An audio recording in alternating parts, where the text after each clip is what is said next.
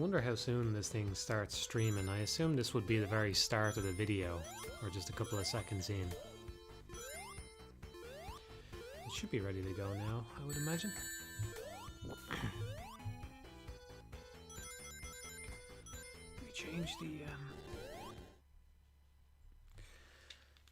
Let me change the size of the output. 4.5. Fill up more of the screen. So hopefully I'm up now. Okay. I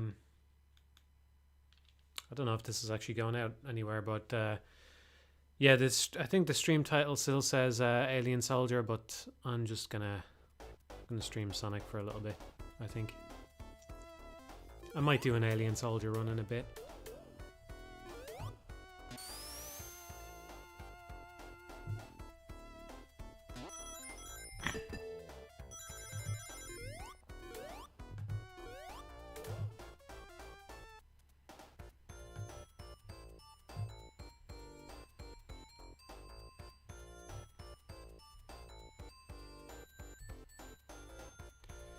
Okay, I'm gonna assume that's all good to go.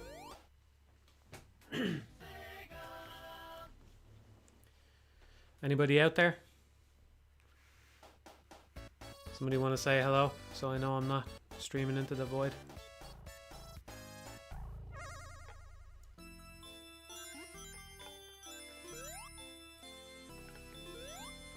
Hello!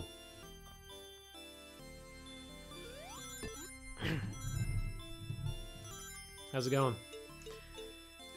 Yeah, I might play some Alien Soldier after this, but I'm gonna just start out with some Sonic.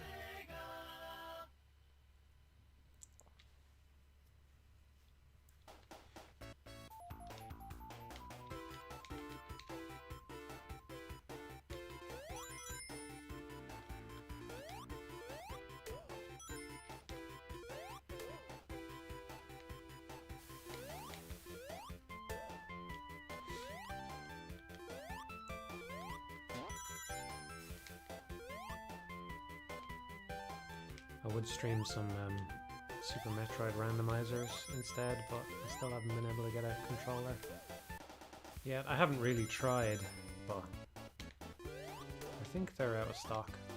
The 8-bit ones.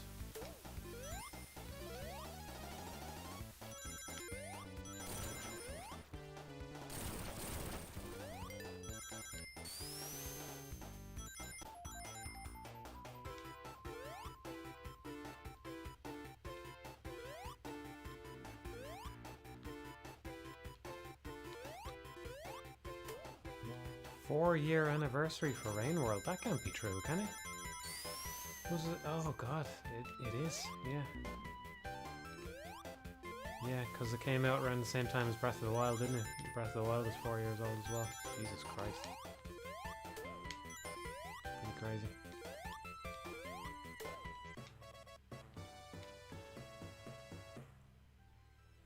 I'm not gonna do the special levels.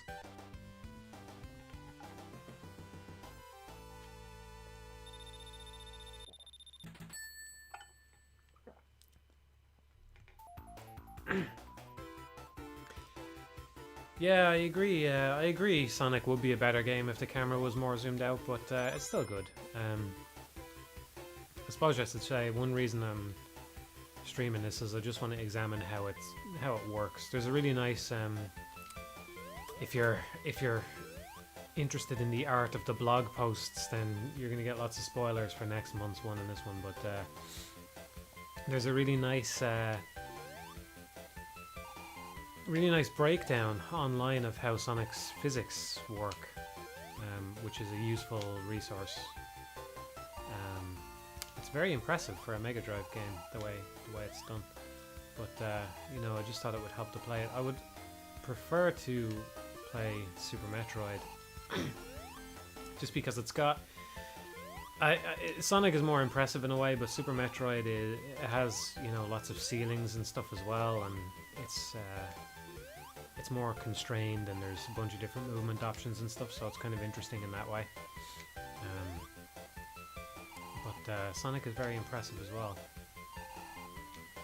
That's pretty cool. Like, for example, you don't really think about it when you're playing, but you know, the fact that there is actually a little divot in the floor there is just nice. And the whole game is filled with stuff like that, so... I don't know what I'm expecting to learn here, but I just think it would be good to play it every once in a while. I played it the other day. I tried playing some Super Metroid as well, but the controller annoyed me too much.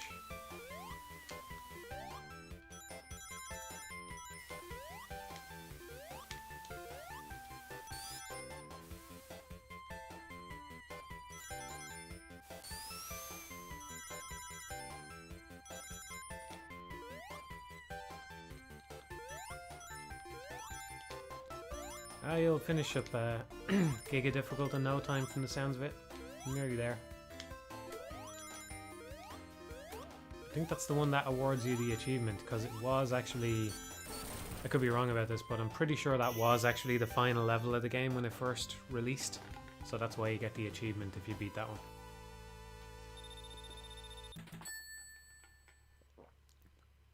Is it leave insert time of year? I suppose it would be, yeah, March. It's nearly April now. Yeah, I liked Sonic Mania, yeah. I wish it was just a wholly original thing, rather than reusing a bunch of stuff, but I think they did it justice. I think they did a good job.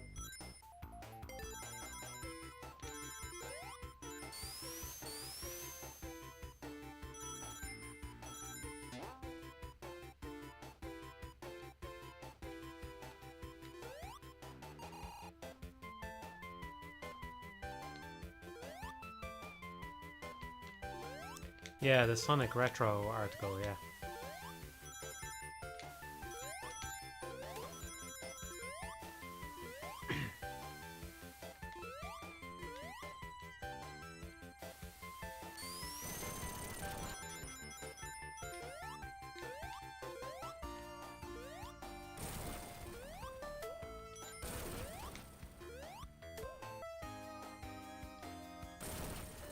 I actually,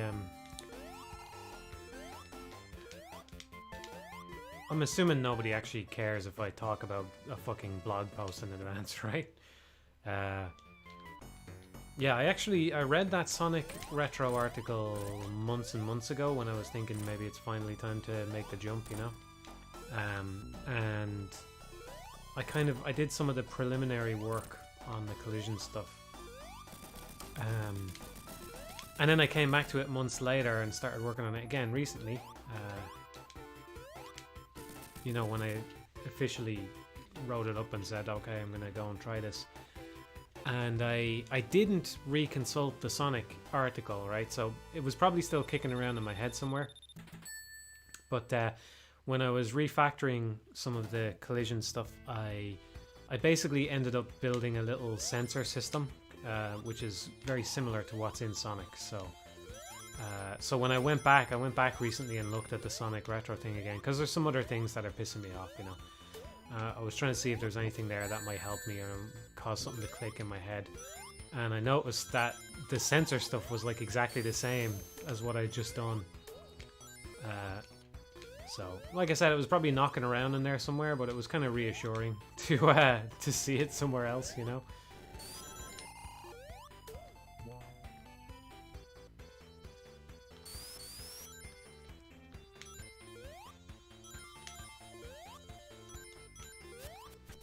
No, my project is not to port Bloodborne to PC. I do wish they would do that, though.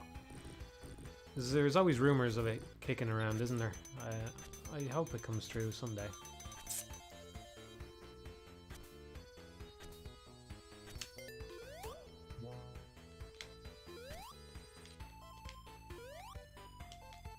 I think Bloodborne would... I mean, it's hard to say, but I imagine it would benefit a lot from a higher resolution. Because even when you're playing it, you feel like a lot of detail is there that you're not actually seeing. You know what I mean? It, like, what is it? No, it is 10. No, it is 1080p, isn't it? Even on the PS4. Is it? It's not 720p, is it? It's 1080p. Maybe it would have benefit from an even higher resolution. I don't know. Maybe. It's one of those... I suppose because it's so dark, it's hard to see what's going on sometimes, but the extra detail could help you pick that out, you know?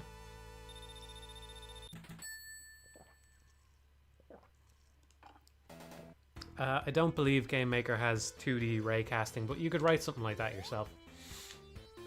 I was tempted to do that, yeah. That was one of the things that I looked into. So there's probably two different ones. I can't remember what the other one was called. It's like a something differential algorithm, and then there's Bresenham's line drawing algorithm, which are it's like a DDA algorithm. I don't know what the DDA stands for, but they're both good ways of drawing a line in 2D. But if you look at the Sonic Retro thing, the sensors only ever move vertically or horizontally, so if you want to do that, there's faster ways of doing that. Granted, maybe I fucked it up and my version is actually slower, but the thing about the generic line drawing algorithm is like it's probably going to be doing a little bit of extra maths because it has to work on both axes, you know? And plus, that's not even the hard part of it anyway. The hard part is just understanding what you're looking at when you do it, you know? Like the tile data and stuff like that.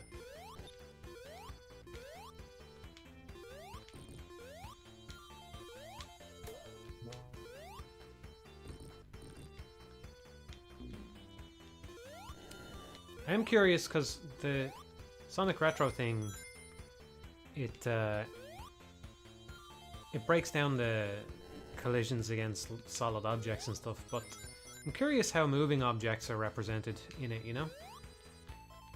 So I would imagine they seem fine, they work fine, but I would imagine they're glitchier than the solid areas of the map.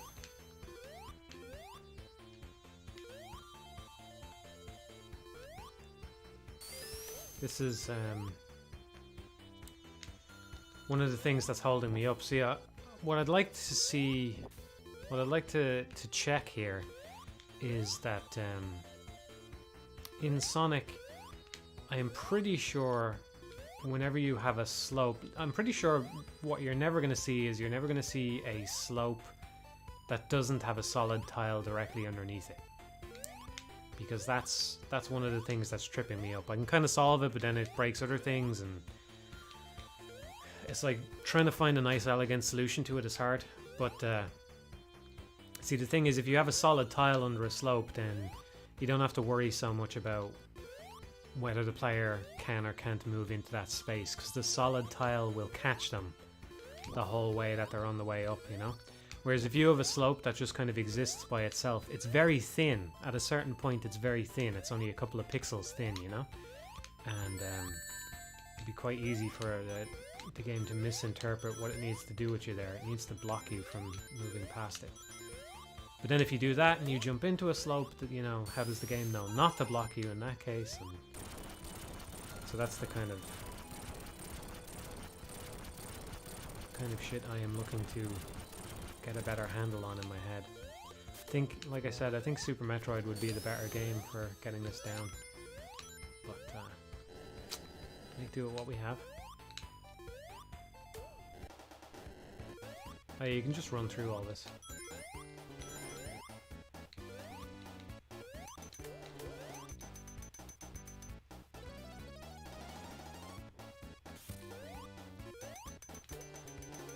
Yeah, the uncapped frame rate obviously would be a big benefit to Bloodborne as well. Can be quite a fast-paced game against some of the bosses, so you don't carry momentum when you jump on moving platforms. Yeah.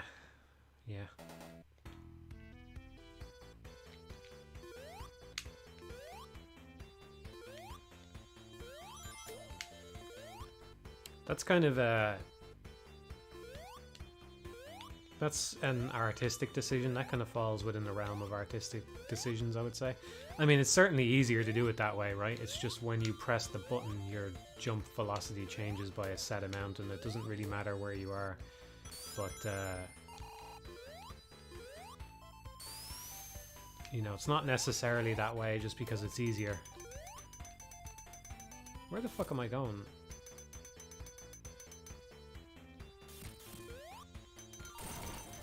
Man, I don't remember this area at all.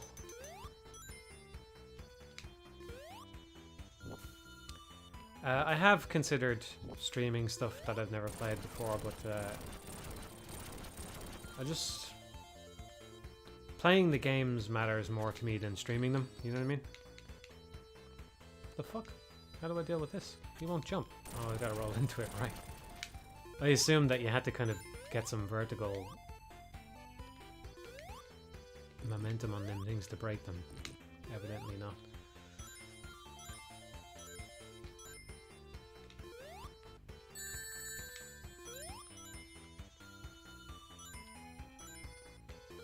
I've been alright, yeah, I'm okay. Do you have any idea why GameCube or E4 works differently? I've talked about it on stream, not about why it is that way, but I do know it does. Because I think I've showed both versions on stream. I assume the later version is... I assume the later version is just the kind of balancing that they wanted to do, but you never know. I mean, for all we know, unless it's been said somewhere, because granted I haven't really looked into it, but for all we know, you know, Mikami was like dead set on having a certain level of difficulty, and the execs deemed that it was too hard based on the feedback that they were getting, so it got toned down, you know? I'm probably gonna die here. And, you know, maybe he had nothing to do with it. Ah! Go out like that. I thought those things couldn't shoot when they weren't on screen. I thought they had to be on screen to shoot. Or maybe it was the other way around, you know? They release it and then they realize they're not happy with it, so... I just don't know, is the answer. Maybe it's been said somewhere. It is a pretty extreme difference, though. Pretty extreme.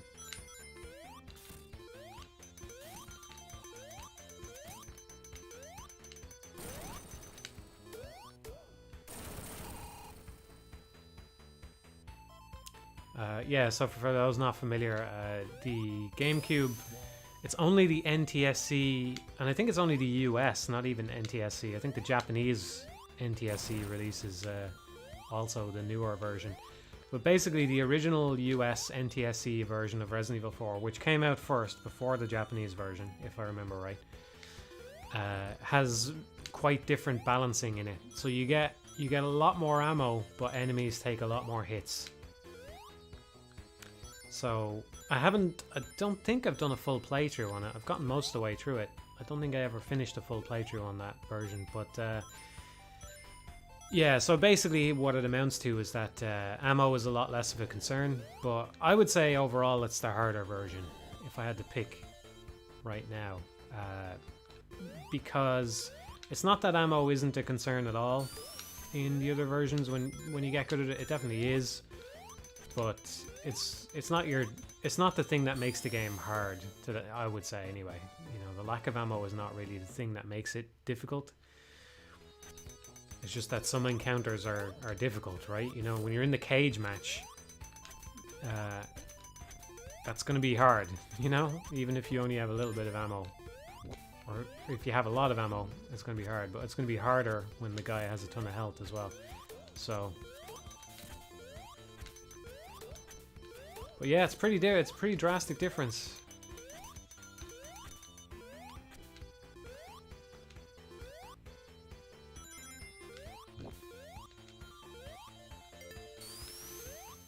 Fuck. Tried to correct that jump, but I couldn't. Don't know why I expected him to stop over the middle of the lava as well.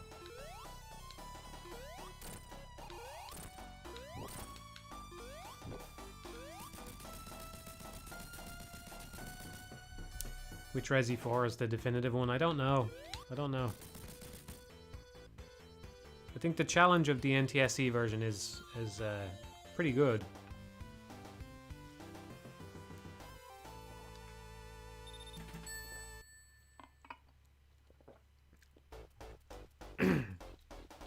What's gonna happen sooner? 0 damage Resi 4 run or 0 damage Alien Soldier run? I would say that Alien Soldier is the more challenging of those two. It's more challenging than any single section of Resi 4, even if you do it the way I would want to do it, which is a no typewriter run, so you can only save at chapter breaks. Because I think maybe the amount of times that you save at a typewriter actually affects the dynamic difficulty. I could be wrong about that though, I've never checked.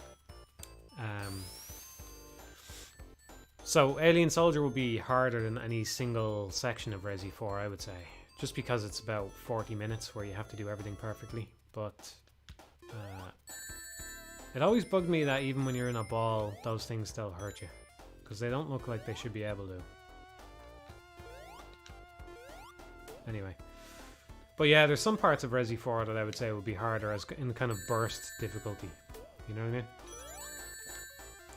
Harder than any individual part of Alien Soldier. But if you said, you know, you have 1 month to do one of them, I would probably bet on being able to do Resi 4 first, if I had to guess. I don't know though. Actually, I don't know, 'cause some of the chapters are very long. Like that one where you end up in the water room, you have to play for like fucking 15 minutes just to get in there. And then it's one of the hardest encounters you're going to come across, so that is pretty tough, alright. Is there something in here? I feel like there must be. Something over here, maybe?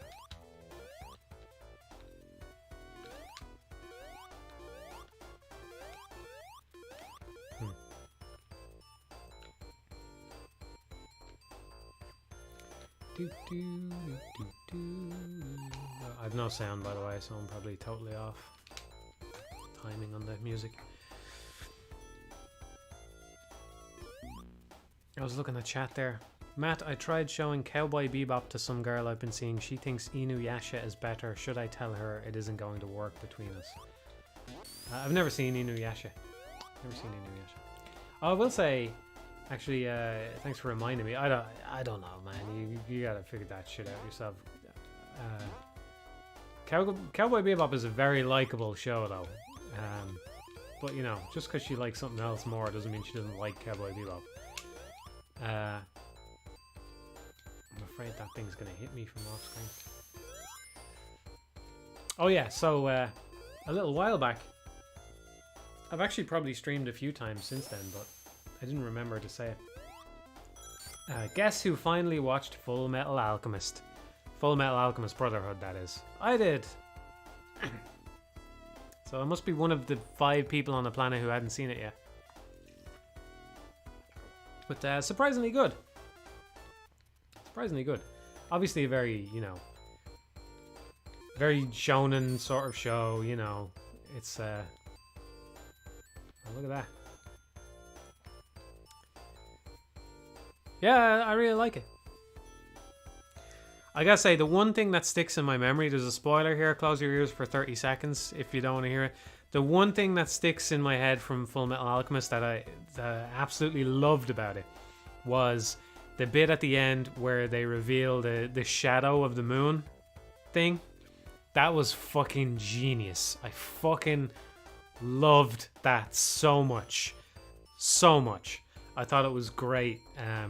And like, it feels earned. Like, it feels like the show has done enough to build this up, and it's foreshadowed everything enough to earn that, you know? Because you know that this thing is going to happen on an eclipse, and you know, like, it's really good. It was really good way of resolving that problem.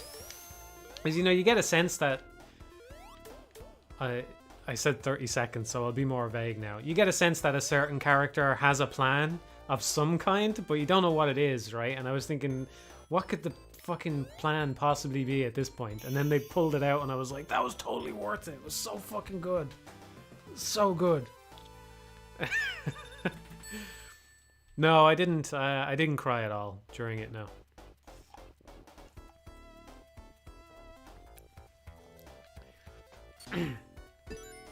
But it was nice to have a show with such a long-running arc, and then to feel like it actually went somewhere, and it actually earned all of its endings and stuff like that.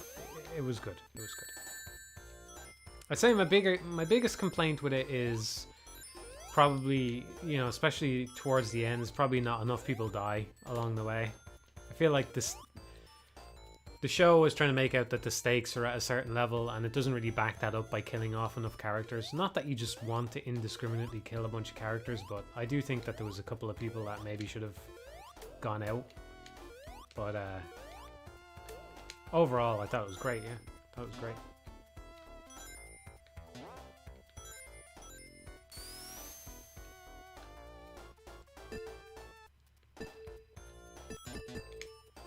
So yeah, I was pleasantly surprised by it. I always heard it was good, but I was just like, meh. Don't know if that's my kind of thing, you know?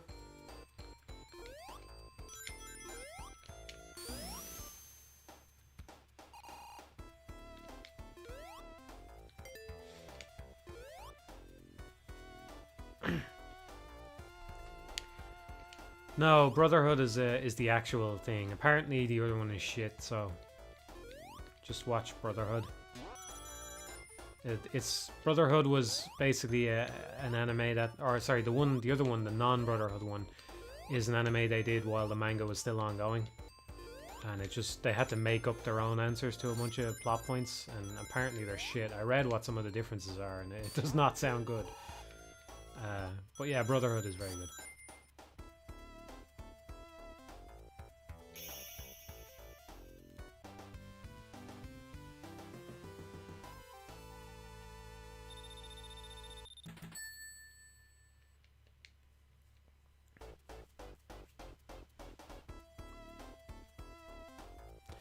What made you think it would be bad, since you said it was surprisingly good? It's just, to be honest, it's not the kind of show that I'm generally interested in. Like, it's not that long. It's fairly long, you know, and it's a typical kind of adventure thing. It's just not what I'm looking for when I'm looking for a story. I think the thing is, I was thinking about this lately, right? And I was thinking, you know, games have their story shit on, and maybe rightfully so, right? An awful lot, and they make like, people look down on them and they go, oh, you know, what would you know about a story, right? Because you just play fucking games or whatever. But I would say that that's kind of true, right? And like, I mean, look at this. It's just a fucking hedgehog running around. I mean, the story here is nonsense, right? But at the same time, I think playing a lot of games kind of makes you immune to the spectacle that other stories sometimes rely on. So I just have no fucking interest in something like the Marvel films, because I'm thinking, if I'm gonna watch a bunch of action scenes, I might as well be able to play it. You know, why would I do that if I can't play it? You know what I mean? I would rather play something, not watch a bunch of people do this shit. Why would I do that when there's loads of games I could play where I'm the hero, you know? And there's perpetual stakes because I might fuck it up at any moment, and you know, so I think it kind of makes you less impressed by that kind of stuff, you know. And there is some of that in Full Metal Alchemist. I think it's a smarter show than I expected it to be. Not that it's fucking Brainiac tier or anything like that, you know, but it doesn't rely on spectacle in the way that I thought it might. You know, it's got its fight scenes and stuff like that. Yeah, maybe there's too many of them even. But it's really not that bad. This is probably the hardest boss in this game, if I remember right. I'm surprised you can reach him like this. I kind of thought that you couldn't. Fuck. Kind of thought you had to wait for him to come down. It's probably just how I handled it when I was a kid, I suppose. Didn't know any better.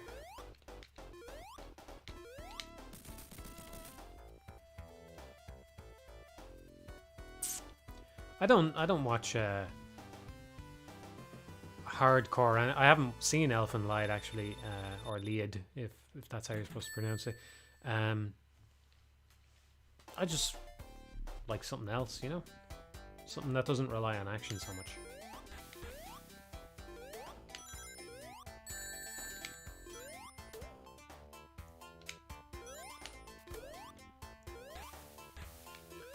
Into the absolute fucking worst zone of all time.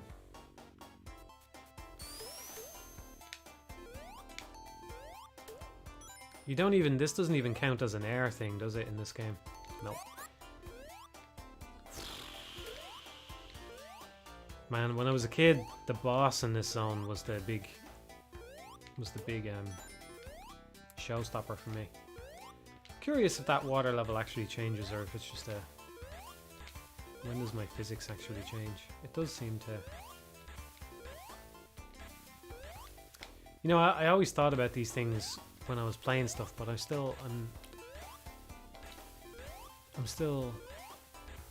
focusing on them even more nowadays. But I assume this is actually fairly easy because basically what you do is you say there's probably just one water level in this whole level, right? So that can just be basically an integer of, you know, this is the height of the water, and if your position is below this height, then you've fallen into the water. So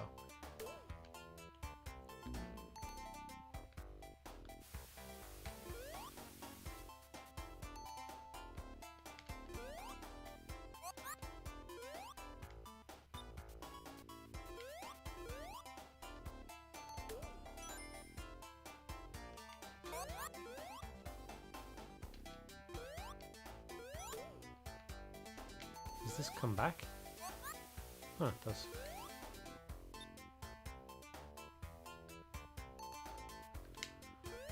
Maybe it's time to just go back to Alien Soldier. Should at least go over to this one, right?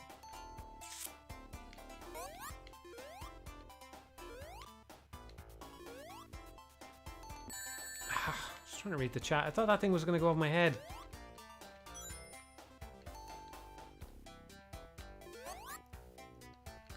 Yeah, I've seen Haibane Renmei. Yeah, I really like the vibe of it. I don't know how I feel about it overall, but it's pretty good. I do kind of wish there was a bit more to it, a bit more to chew on, you know? Even though I do think a large part of the appeal is the slow pace and just kind of absorbing the atmosphere of it.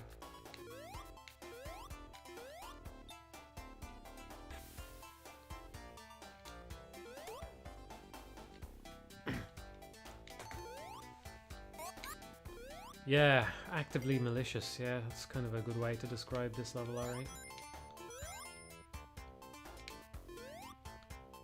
I do kind of respect Sonic 1 for at least attempting to merge the gameplay with more traditional, you must jump on a platform here and there, and, you know, directed sort of platforming.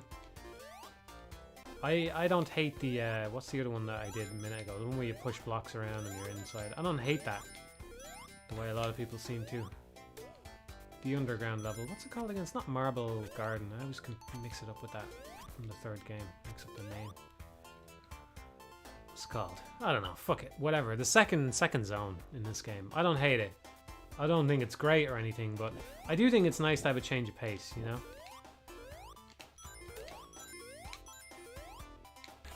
Nearly died there for very little gain.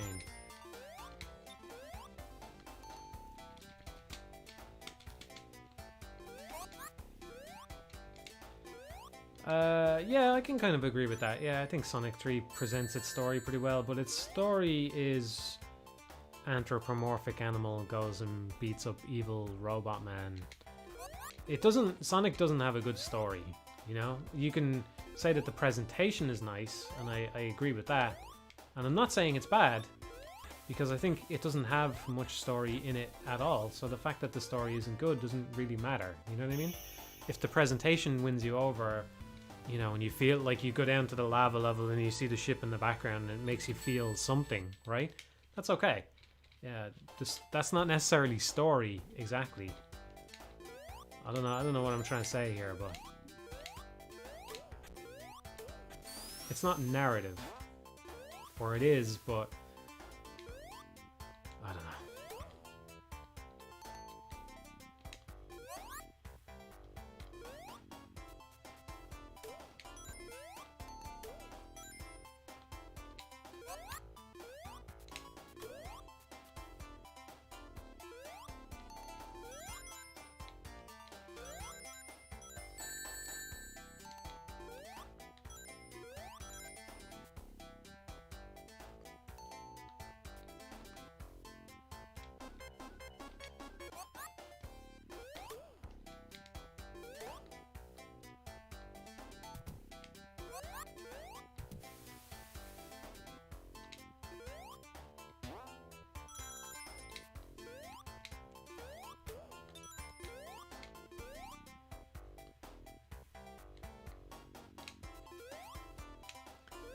You can't walk up this.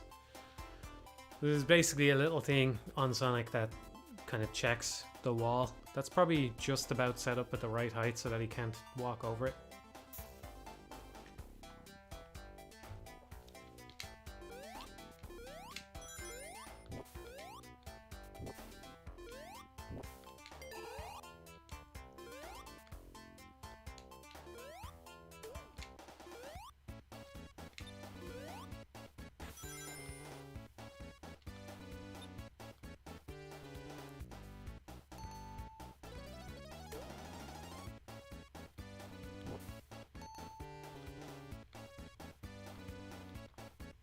I don't know if you keep your air when you're invincible like that. I assume you don't. I assume you still have to pick some up. That's a nice little setup there. Quite like that. How long has it been since I played this game? I like that. You get the little air bubble, the guy is in a bottleneck. You're probably going slow enough that you're not just going to run into him. That's good as well, actually. Yeah, I like them.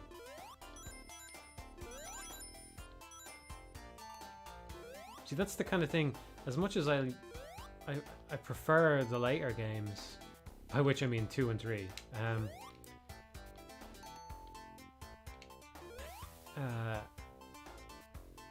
you don't get that in them. I can't think of a situation like that in them. Although granted, I didn't remember that until it just happened, so not the best judge, I suppose.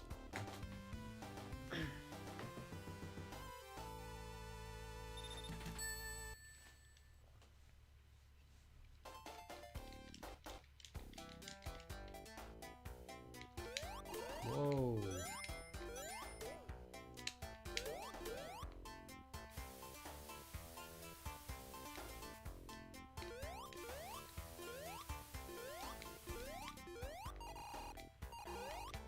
Not sure why the first couple of jumps I did on that slope, they were very stuck. It's like I was stuck to it or something.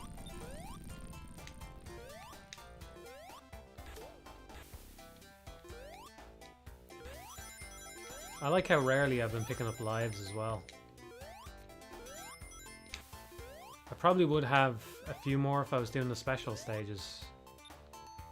I think, anyway. I should have jumped out of the water there to get some air. I'll have to do it here.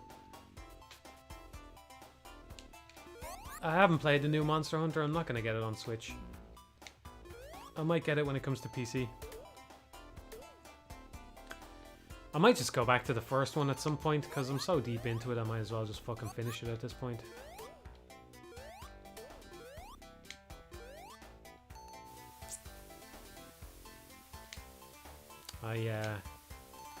I would try World on PC, but my PC is in dire need of an upgrade, and that's just a no-go right now. I don't know when I'm going to be able to upgrade at this point.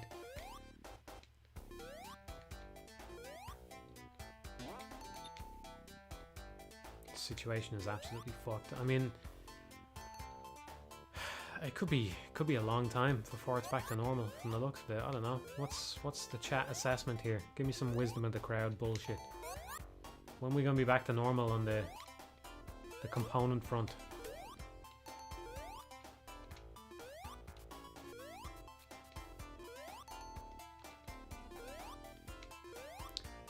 That was something there. I want to actually check that. Oh, there we go. It happened again.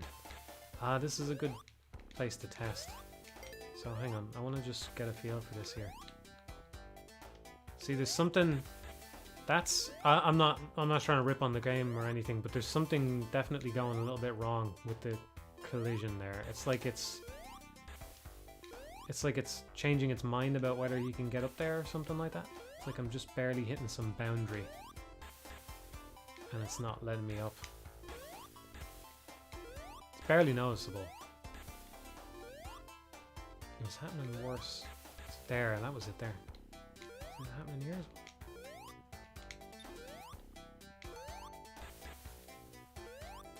You know, it's kind of nice to know that games have these fucking things in them. Like, one of the things I've been doing is I've just been watching speedrunners, you know, and you look up any game And within 2 minutes, the speedrunner is out of fucking boundaries, and they're zipping through the level in the background or some shit, you know? It's like any game, it's just gonna happen, you know? Still, there's acceptable levels of badness, and I haven't quite reached my cutoff just yet, so I gotta keep going at it. You really want to stay above the water here, if I remember right. This is the boss, I think, is it? The second you slip under the water, though, it's just so fucking annoying. Fuck. Oh, it stops there.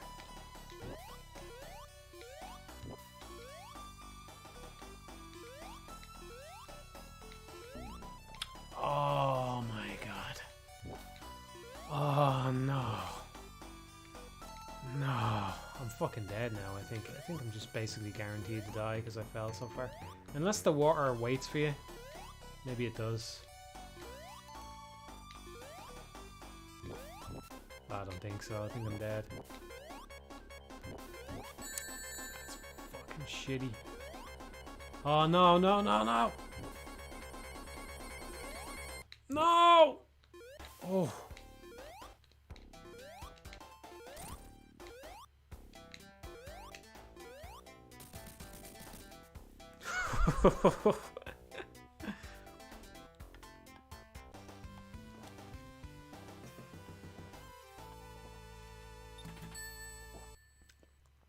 Thank you, Alice. It's nice to hear. I do hear it a lot, but I never get sick of it. Alright, I'll be back in a sec.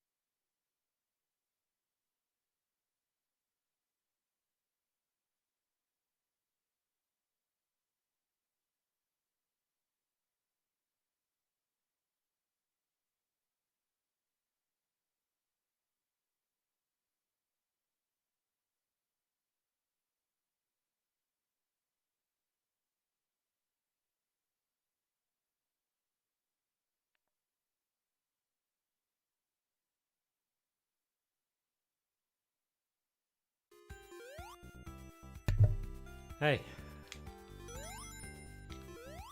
I don't know if I'm going to have enough lives to get through Scrap Brain, because there's some pretty cheap stuff in there, if I remember right.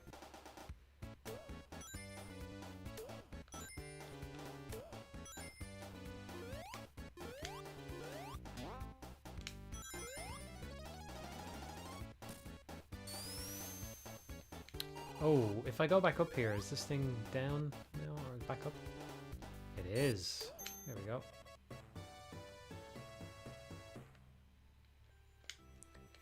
This is the best music in the game, everybody, in case you were curious. This is it. I kind of wanted to turn around to run against the thing. Give Sonic a bit of exercise there. It's a pretty cool effect.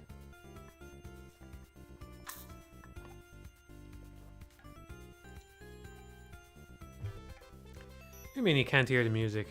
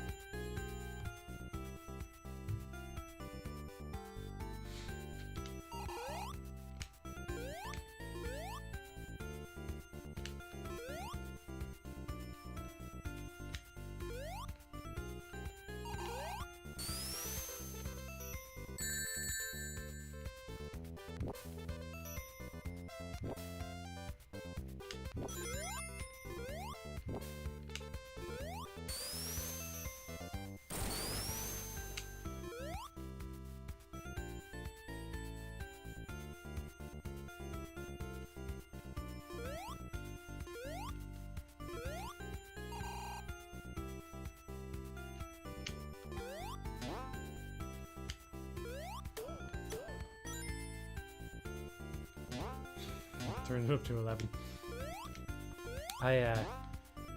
It's hard to judge the audio quality on the stream without bringing it to a stop, you know? Because you have to hear it yourself to get a feel for it. It's not like you can just look at it. I would turn it up more, but I don't know relatively how loud that actually is, you know? So, I don't want to be blowing out anybody's fucking speakers or anything because I happen to be really low and the game is fucking enormously loud or something.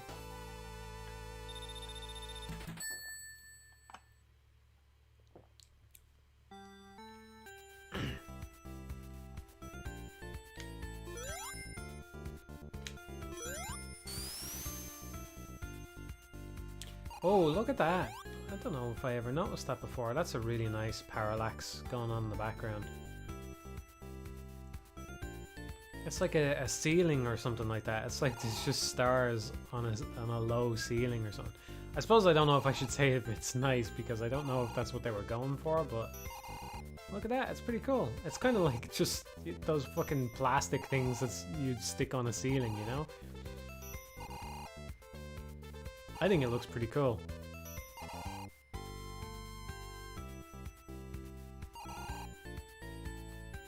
It looks fake, but in a nice way, you know?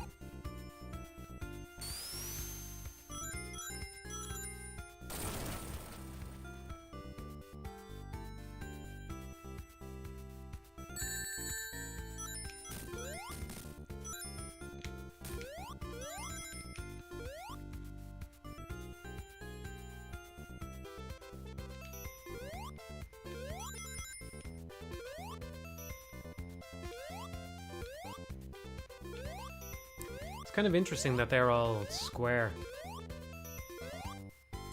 Come to think of it, yeah, I mean I kind of alluded to this earlier by saying that I would prefer Super Metroid. This doesn't seem to have any slanted ceilings in it. Maybe in the sequel though? And no, that doesn't count actually, because that's another interesting thing about how the game is done is it's pretty clever. Sonic basically swaps his mode when he's on a ramp so that he starts looking upwards for floor instead of down and stuff like that. He basically has 4 different modes.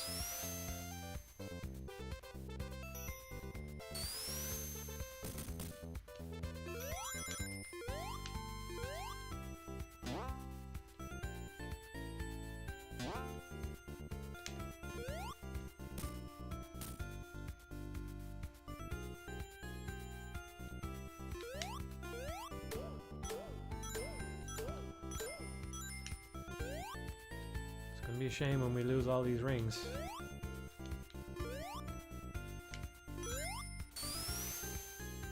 Oh, it's the end of the level. That's even worse.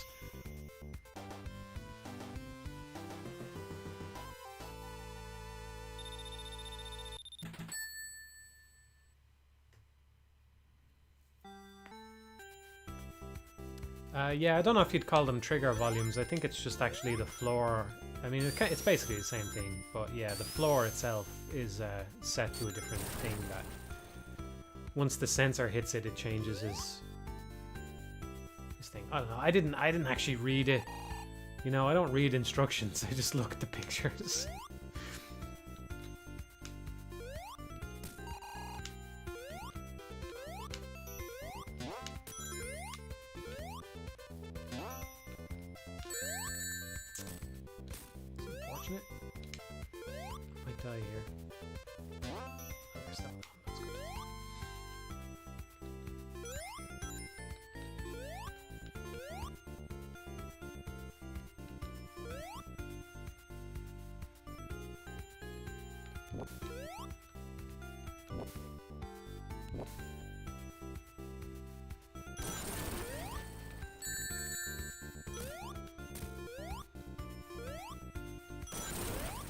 That would be kind of a nice little trap if you could see it beforehand, you know? Just dropping you in there blind is not very nice, but you can see what they were going for at least.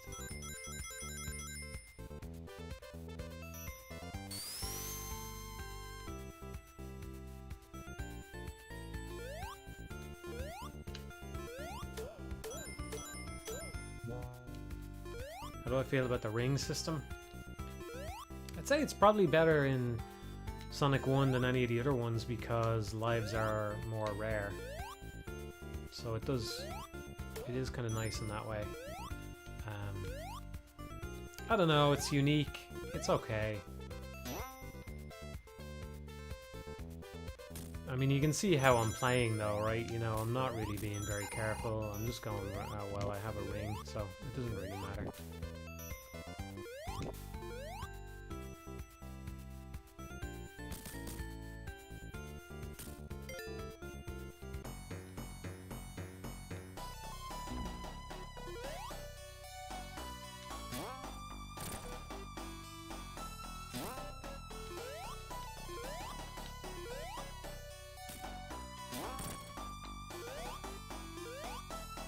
I always assumed that you had to actually hit him with the bombs. And now I don't even know if you can do that. Pretty sure you can though.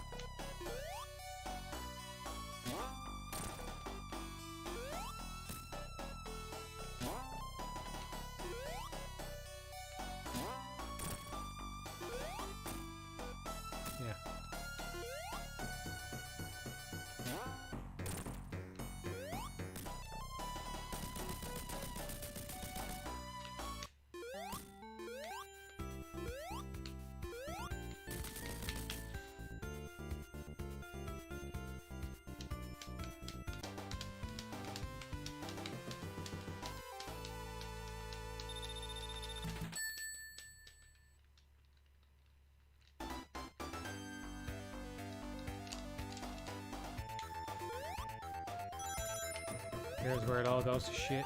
Pretty sure those are instant death bits down there, if I remember right.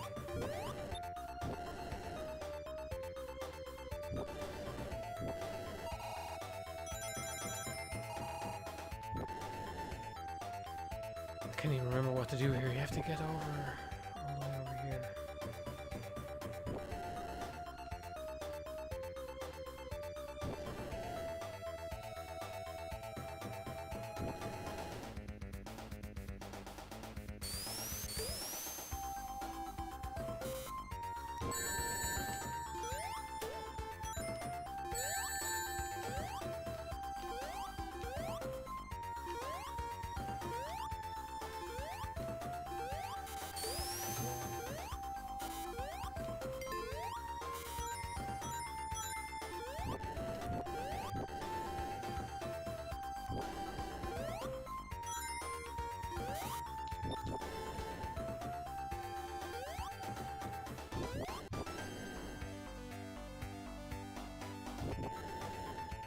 Oh, for fuck's sake.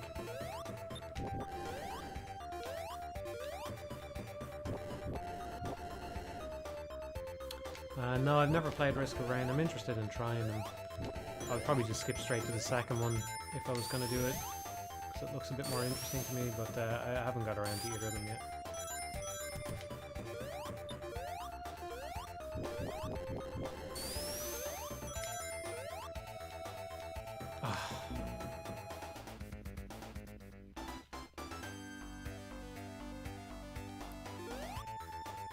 Fuck man, I nearly died again there already. I'm surprised that didn't hit me. The other flame didn't hit me either.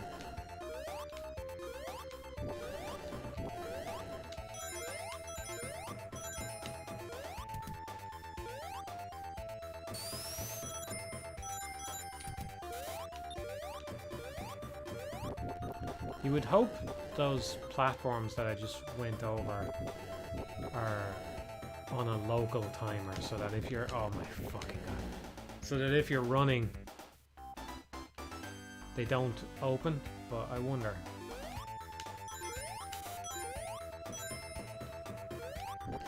They don't open in time, you know what I mean? Fucking hell. Yeah. They've never been out. I think they only open when you show up to them. Alright. Maybe I should try going some other way. I'll do this one more time and see if I can get it.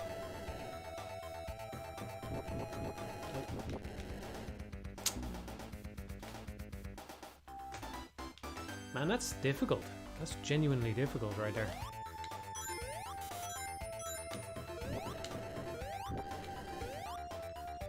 There's...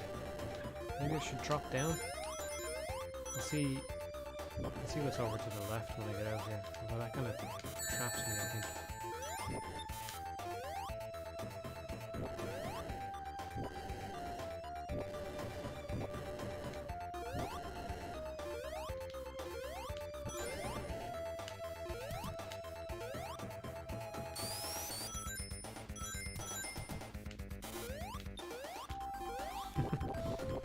No, I can't imagine my projects would have voice acting at all.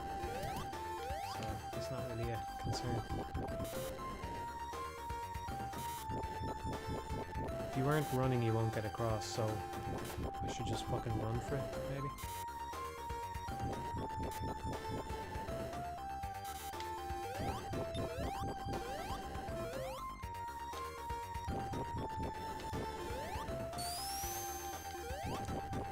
I'm just gonna run for it. No. At least land on the fucking safety platform, you fucking prick.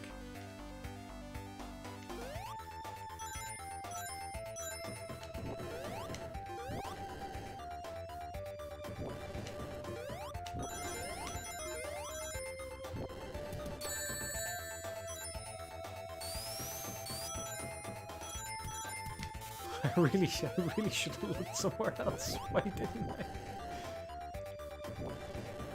Alright. Maybe if I jump, I think if you jump, you start going a little bit quicker.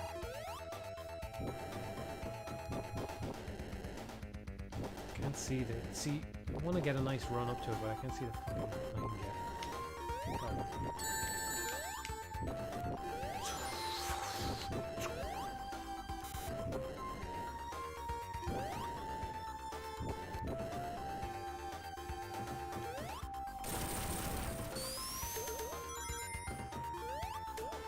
Asshole, I'm down to one fucking life now.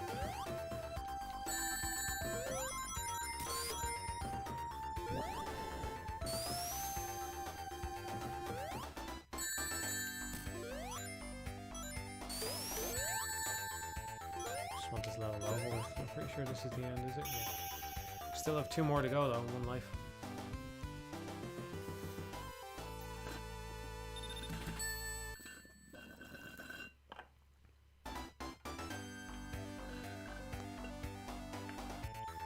It's orange juice before somebody asks.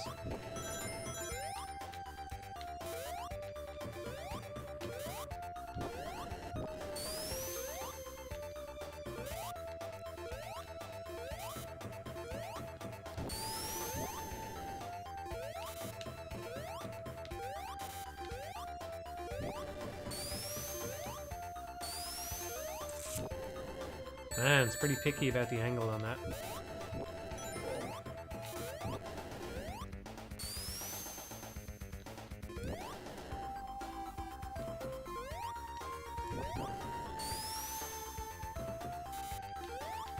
Fucking hell. I always thought, in my mind, Labyrinth was always the hard zone, but this is way fucking harder.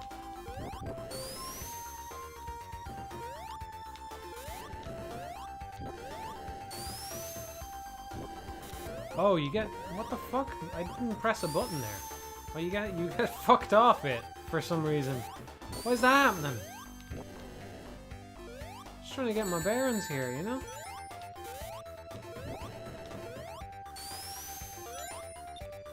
There we go.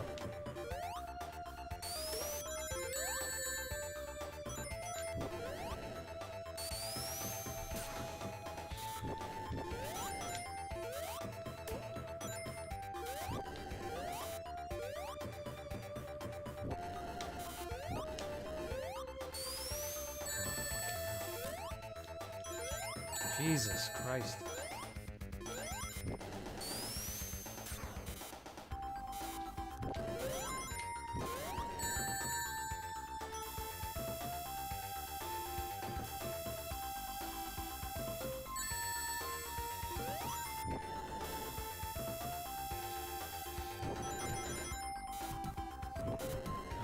Here we go. I'm gonna get trapped in the fucking electroshock chamber. Oh, I don't want to do this. I don't want to do this.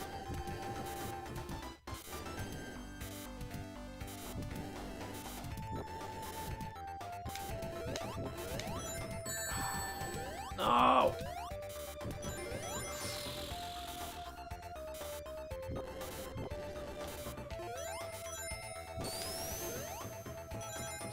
Let me out! Let me out! Oh wait, if I get to the third... Oh my fucking god. If I get to the third act, that's just a boss, isn't it? I think. I can't even really see what way them conveyor belts are going. There's something underneath me at least. Oh, fucking hell. This is way harder than I remember. Okay, right.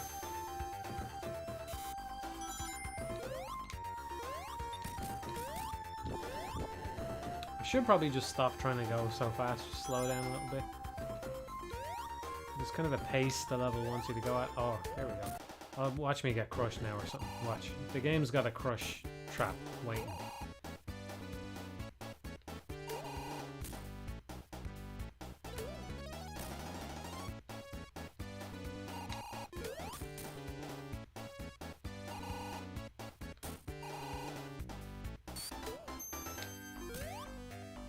That was pure fucking filler right there.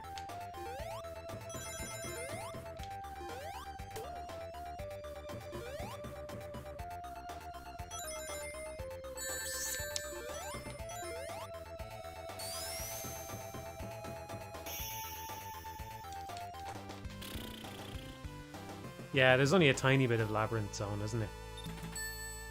Nah, I'm pretty sure the labyrinth part is quite small at the start of this stage.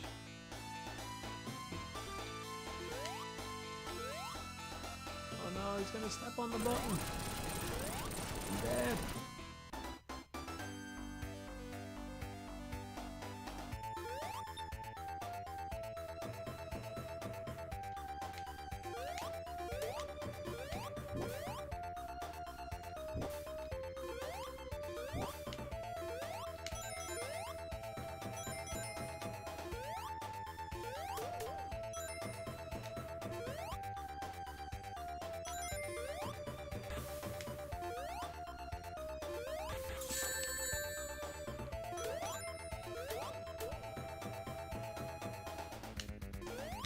There was maybe a shield over here or something.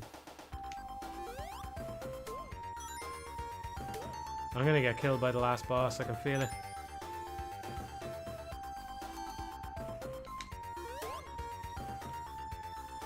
Maybe I actually have 2 lives.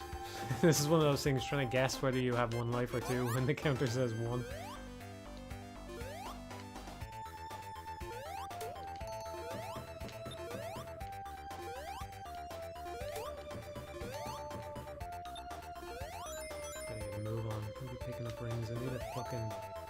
Air bubble, where's the air bubble? Come on.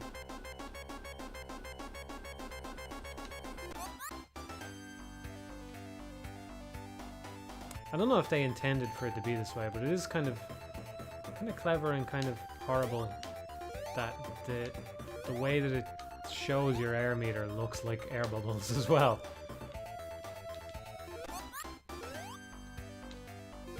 That you see one and you think, oh, there's one, I can grab that, and it turns out it's just a number.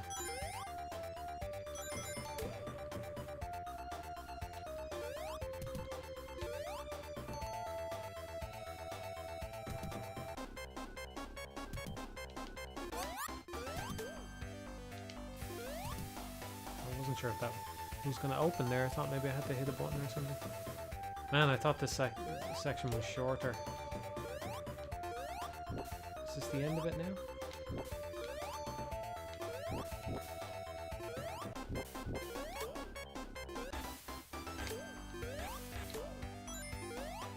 You have to go into the final boss with no rings anyway, don't you?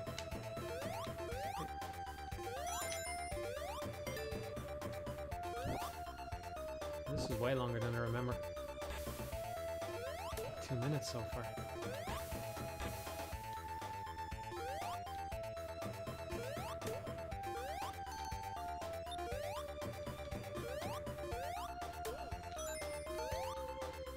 Why repeat this as well? I wonder. Kind of a weird thing to do, really, isn't it?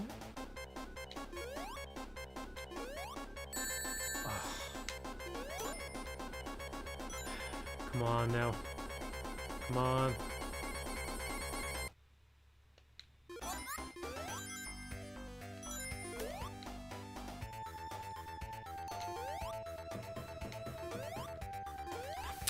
Oh, for fuck's sake.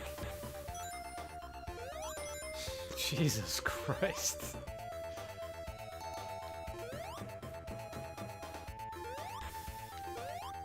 Oh, my fucking God.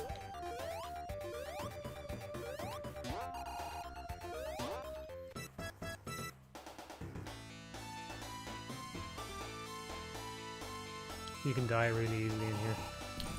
Oh. I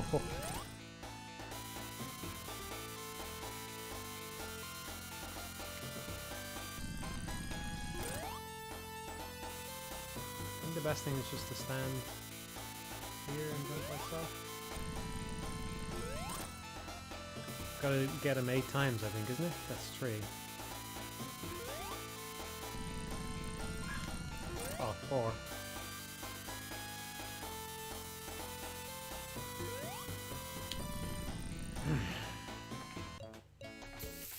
Oh, game over. Really? I thought I had 2. Oh my God. Fucking knew it. Oh, bollocks. I should have been moving.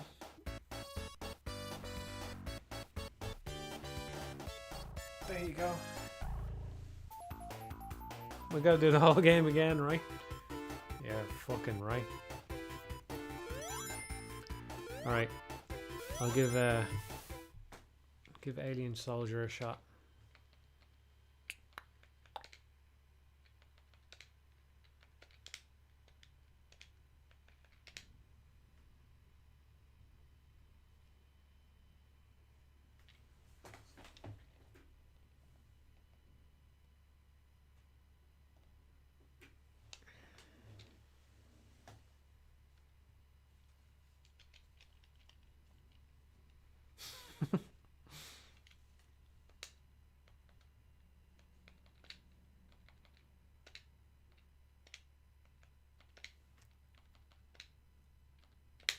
I think I might change the behavior of the flash cart because I have to turn the thing off fully.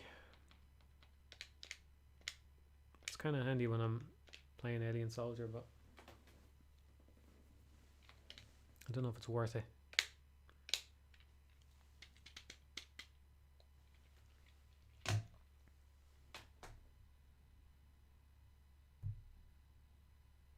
Alright, back again in a sec.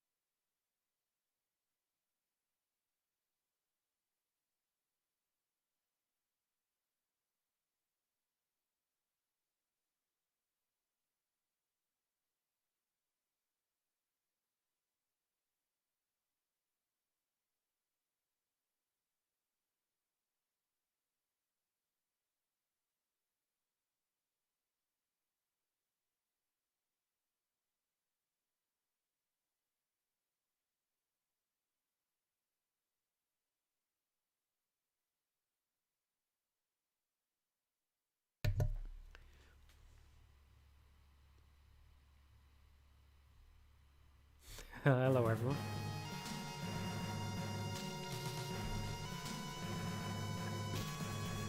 I was going to say that you could pretend that you weren't looking at Wonder Pink, but a lot of you didn't put up any pretenses on that. Don't kill you.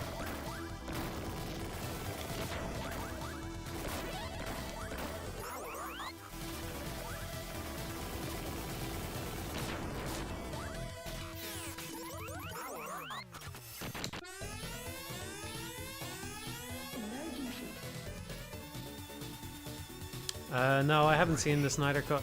I haven't seen the original cut either. If I was going to watch a superhero film, it would probably be one of the higher ones on the list, just to see what the fuss is all about. I definitely cannot be arsed to watch a whole load of Marvel films, so I would get the full Avengers effect, you know. I imagine you gotta watch at least a certain number of films to enjoy that one, and I'm not doing it. But I would watch a standalone-ish sort of film.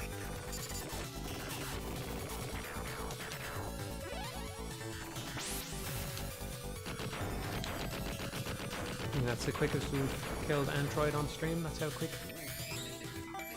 If it goes well, if it gives you the right pattern.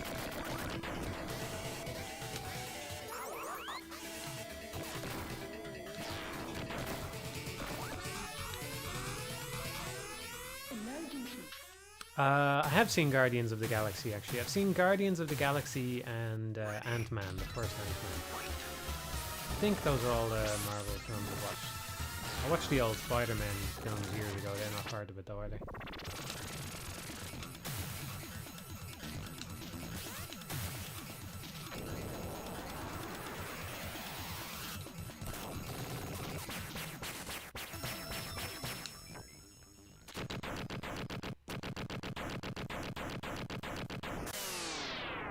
Yeah, I'd watch Joker. I'd give Joker a go as well, yeah. I haven't seen it though.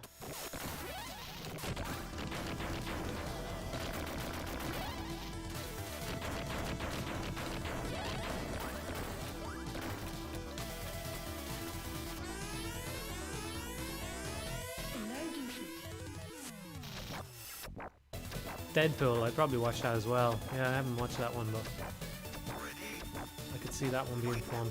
Alright.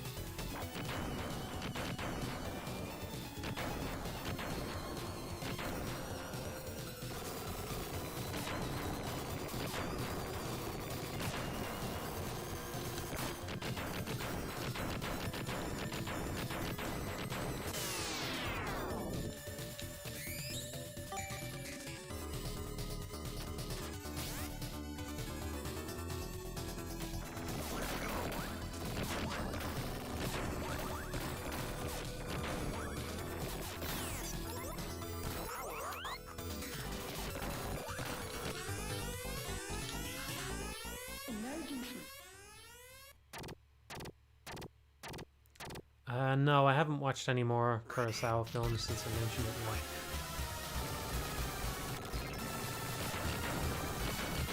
Thanks for reminding me though, I forgot about it. Yeah, I should watch one of those. I've been looking for something to watch.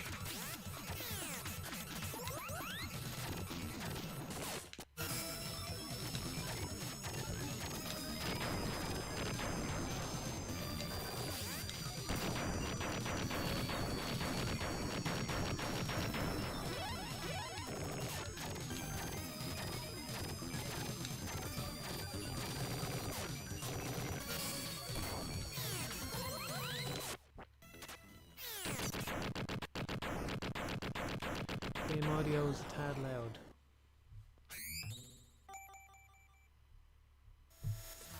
That ought to do it there.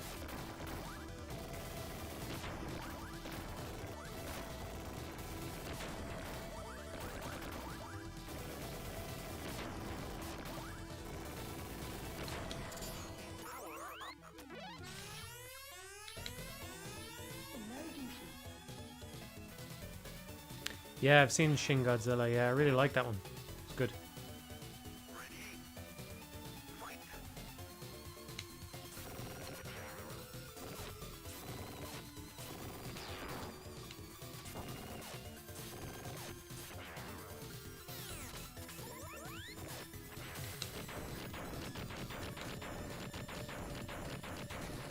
I think maybe it could have had a little bit more action in it. I definitely appreciate that it's primarily a satire on government incompetence, you know. And I don't know what Godzilla films are generally like because I haven't watched them. I've maybe seen one or something. So maybe that's a common thing in them. I get the impression it's probably not. I appreciate that's a large part of what makes Shin Godzilla good, but I do think maybe it could have had a little bit more going for it elsewhere as well. There's a question of would it, you know, does it lose some of its effectiveness as a sort of parody if it focuses too much on the action? Or, you know, does that just mean that you're getting two great flavors at the same time? You know what I mean? You're getting a nice action thing and also a little bit of thought-provoking, you know, shit going on with the government characters. So maybe it's nice to have both of those things, you know? Probably a hard balance to get right, though. So I can understand why it came out the way it did. I really enjoyed it.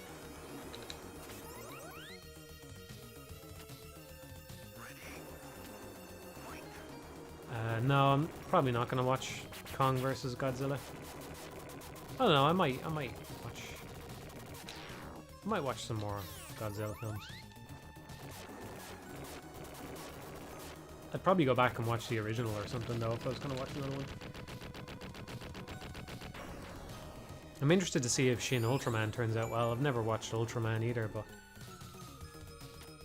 pretty sure it's got the same director or co-director as Shin Godzilla, right? And Anno is writing it as well, right? So that's my first hit of this run, unfortunately, so this will not be a no damage run.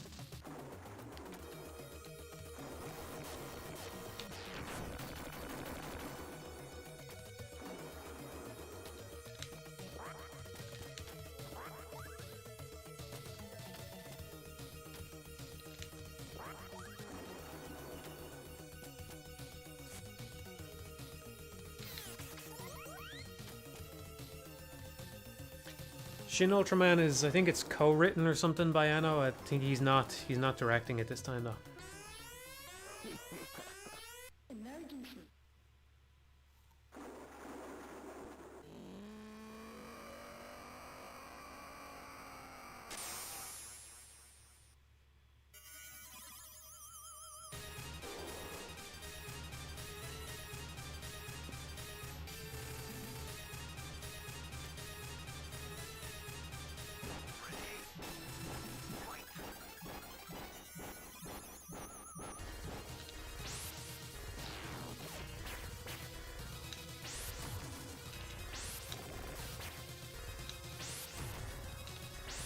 I feel like there's probably a much faster way of taking this guy down, even with the loadout that I use. But I don't know, it works for me. I think I would like to try and mess around a bit more on that one and see if I can find a better way. Because depending on how the pattern turns out, it takes ages. It was good there, but if he doesn't do that move at the right spacing, then you're screwed. You can't really get enough damage off to make it worth shooting him, and it's just kind of annoying. It might be one where the sword force is good or something.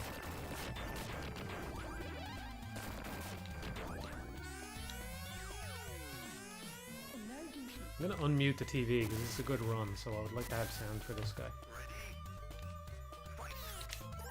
Sorry if you get a bit of feedback here.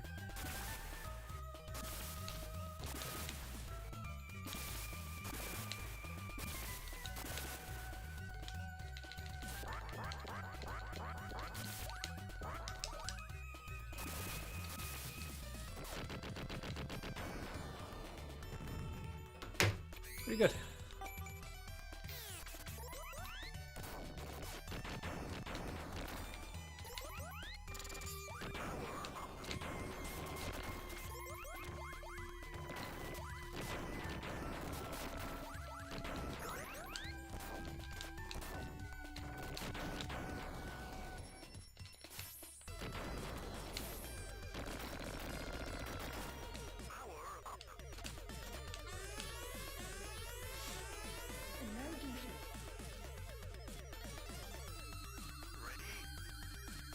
Yeah, I can't read that whole question right now, but somebody asked if I think that iframe dodges are overused. I do. I definitely do. It's a big thing in Alien Soldier. You know, your dash is a huge, covers a huge range, and it has invincibility frames. But I think that the game is constrained enough in other ways that it's not a big problem in this game, personally. But I agree, it is way overused in a lot of other games.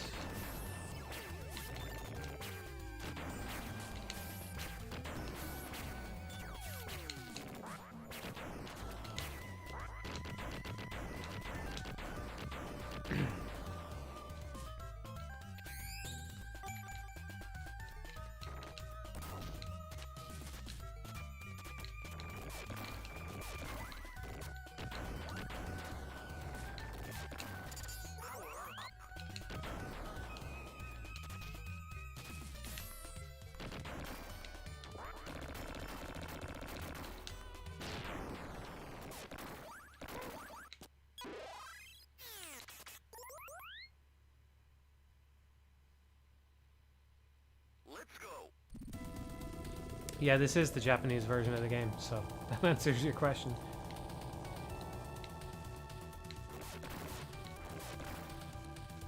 The opening text scroll is in English as well, with Japanese subtitles.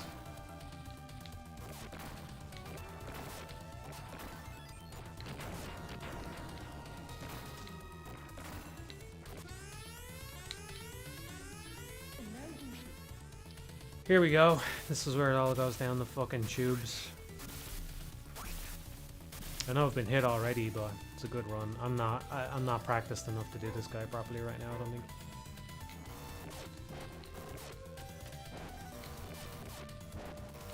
Yep.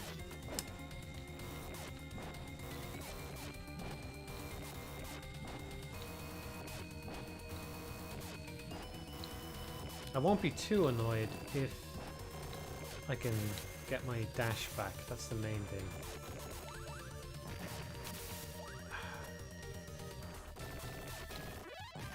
Okay, if we can keep the dash, it's not too annoying.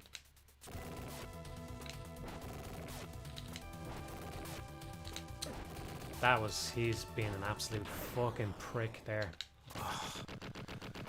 That's annoying, man. I don't know how I could have avoided that. I think that all went wrong because when I was shooting the tiny crabs that come out of the water, I ended up rocking the boat because the boat moves depending on where you're pressing your left and right buttons.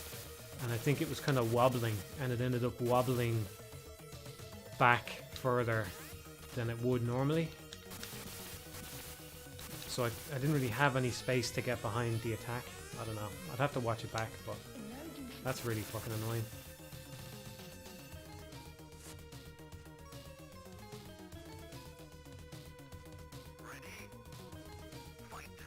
It's disappointing. I've lost so much health here as well that I have to put myself in a lot of danger to try and get these things back. And because otherwise this boss fight takes much longer. Just, man, fuck the lobster. Really, just fucking hate the fucking lobster. It's definitely the worst boss in the game. I think the only competition is the what's it called, Epsilon 1 or something, the big eagle thing that's coming up in a little bit. That's the only competition. Them two are by far the worst bosses.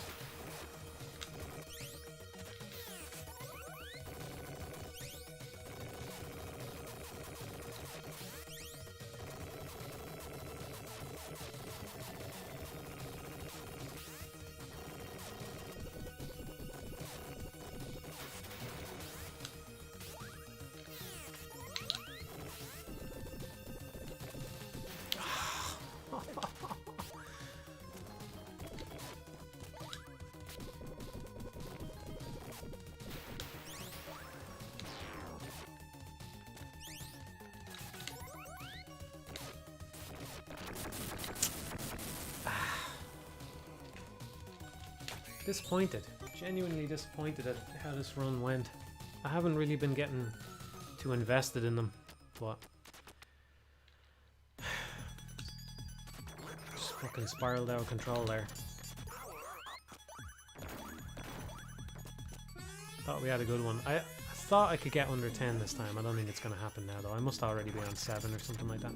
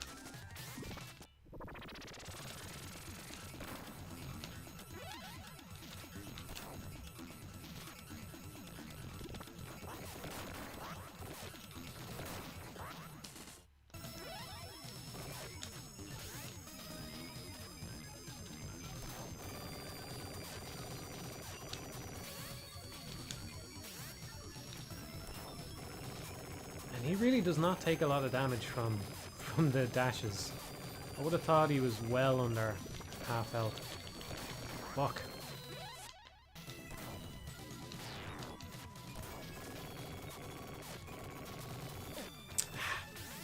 Didn't see a needle.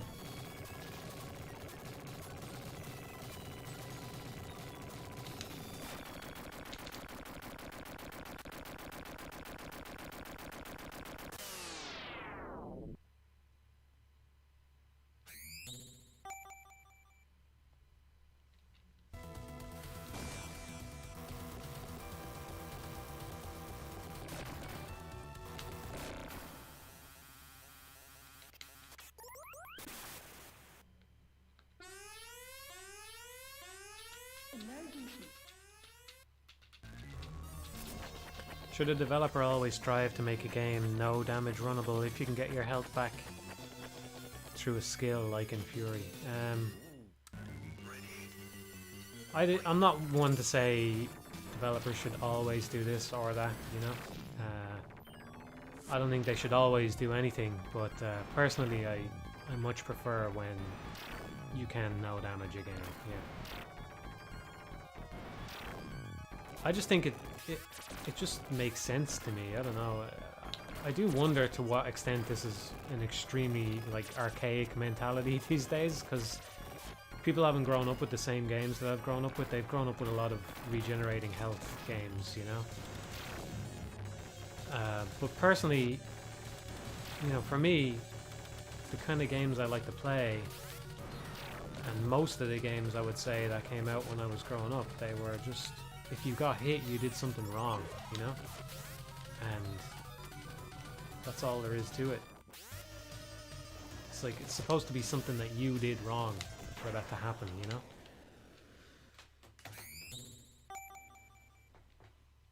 The original Doom wouldn't be as visceral without no damage. I don't know. I really don't know. I really don't know about that. I mean, basically the only thing stopping it from being no damage are the hit scan enemies, right? And even some of them have a delay on them, right? I think it's really only Doom 2 that can't be no damaged. Maybe the sort of lieutenant humans are unavoidable? I don't know. But there's not a whole lot of it. I'm pretty sure the chain gunners in Doom 2 are totally unavoidable at times, though, yeah.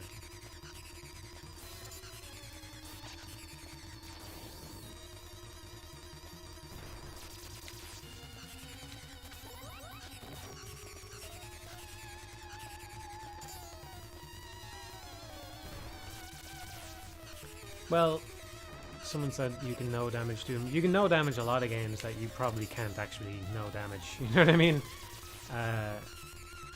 So I don't know if that, you know, you saying that isn't.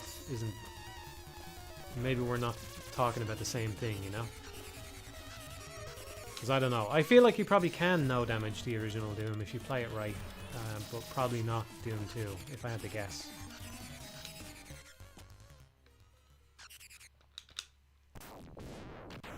And Doom 2.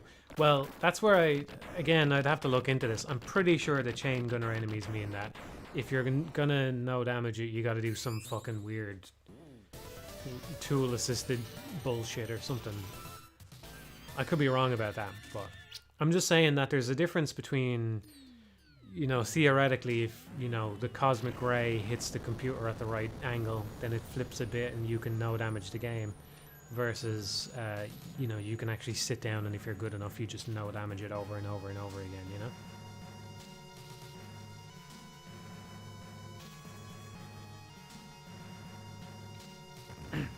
See, again, somebody, Robo Guy asks, is hit scan an outdated concept? I wouldn't say anything is outdated, but again, personally, you know, am I actually the developer yet? Can I just start saying shit about what I think? Personally, I don't like hit scan weapons. No, I don't find it enjoyable to play against hit scan enemies personally.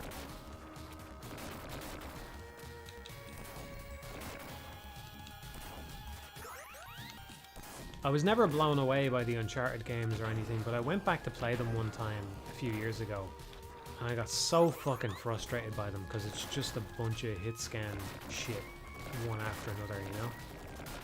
And I was just thinking, what's the fucking point, you know?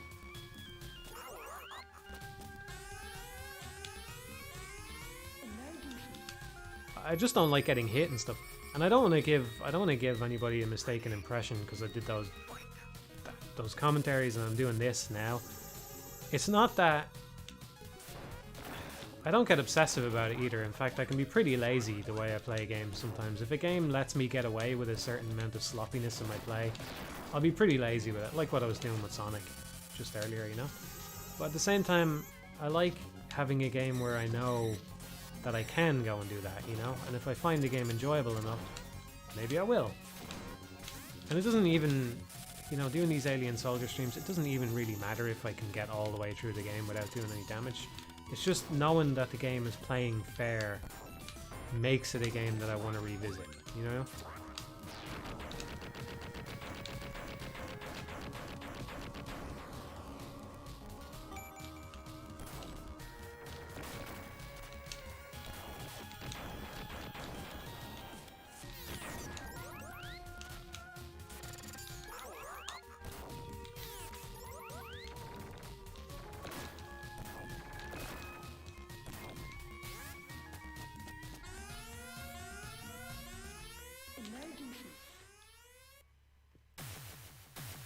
Yeah, it's impossible in turn-based strategies, although actually it depends, you know.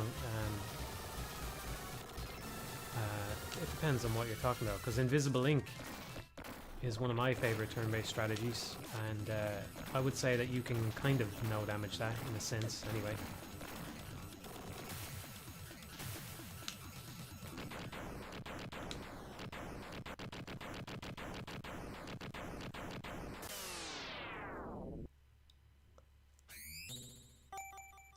Yeah, I might play It Takes Two eventually. I never played A Way Out. I'd be interested in trying that one as well.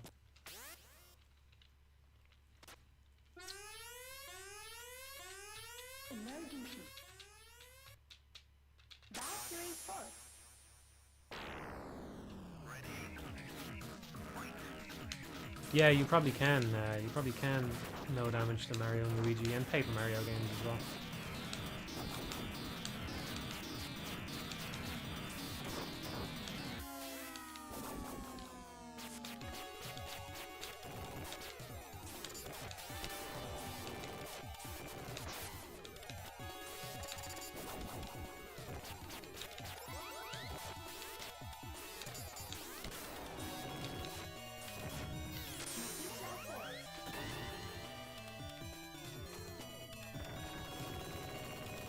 The turn-based tactics thing is a good counterexample for, you know, it probably not being viable for all genres or whatever, you know. I do think that's a good example. But even so, you know, Invisible... If I had to pick one, I probably would pick Invisible Ink. I don't know, if we're talking about tactics games, I don't know what one I would pick over that. Unless anybody want to make some suggestions, but I don't know. And that just plays by a kind of different set of rules, because it's not a straightforward battle, right? So if all you ever played was Advance Wars and Fire Emblem and, you know, XCOM and all that kind of stuff, you might go, well, yeah, of course it's impossible to make a game that way, but all you have to do is go, well, what if you put the emphasis on stealth instead? Right? And you still get that same sort of tactics hit, but now you have a game that you can play perfectly if you do it right, you know what I mean?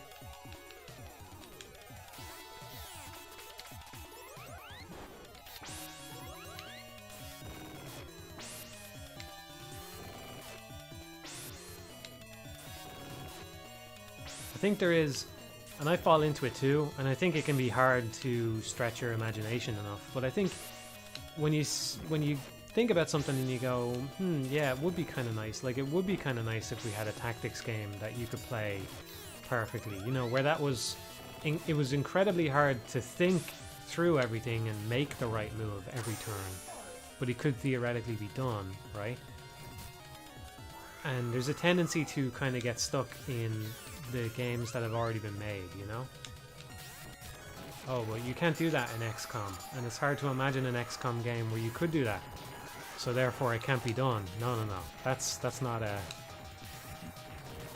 logical inference from the first couple of statements, you know? It's not a syllogism, you might say.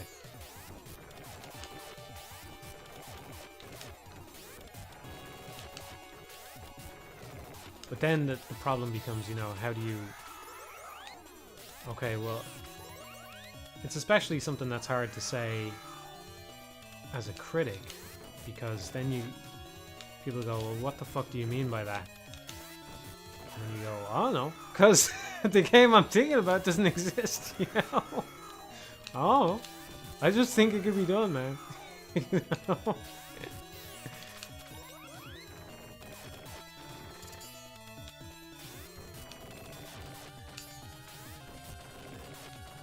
Yeah. See, here's the thing. I don't want to take damage, but I get very impatient, you know? I'm thinking, if I just use the space laser or whatever the fuck, I need to learn the name of that gun, because I forget the name every stream. If I just used the blue laser, that phase would have been over sooner, but then I would be much more likely to take damage during this phase, because I would have to swap mid-fight, whereas now I hopefully won't have to if it goes well.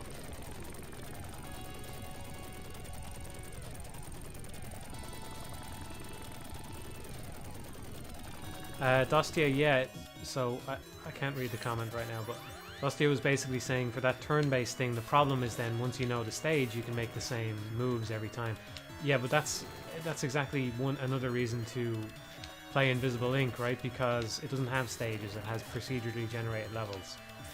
And you can certainly pick some holes with the procedural generation, maybe it's not as good as it could be.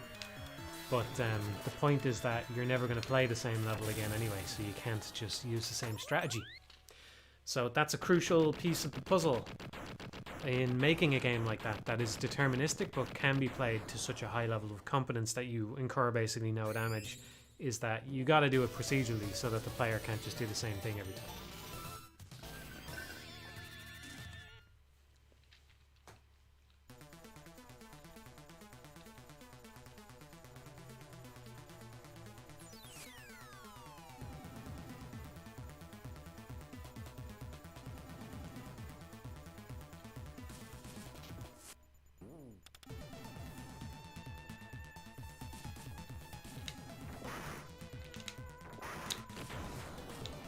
That was nasty. We only need one piece of health, so let's be concerned. We don't even need health. Fucking hell.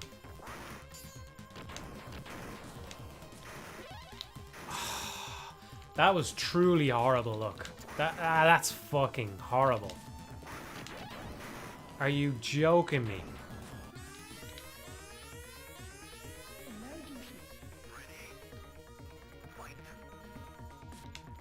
That was fucking terrible, man. This has been the worst run so far, and it's actually a decent run. It's just some annoying little problems have really got to me this time. It's really unfortunate. And again, how often does this guy actually do this pattern from down here? It's very rare. That's the one bit of good luck we've had so far, is that we have the turbo dash going into this next boss. Let's hope I don't blow it now.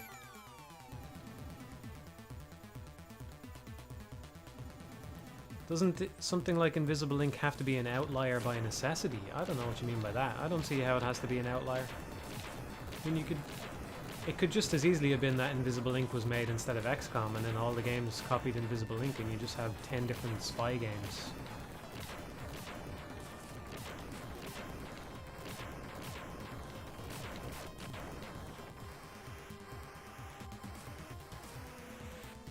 Watching the bottom of the screen like a fucking hawk. Or like an eagle, I should say. Like an epsilon eagle. Yeah, I don't mean to harp on about Invisible Link. I just think it's a good game. It's got a nice sort of confluence of mechanics in it that are smartly designed.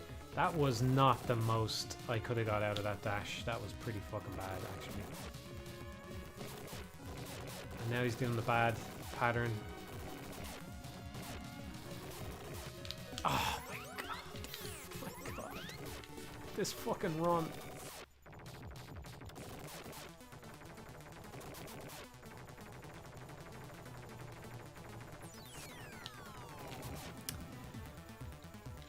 This is by far the most annoyed I've been with this game. On stream, at least, anyway. I did have some pretty strong moments of frustration when I was actually playing it casually the first time through.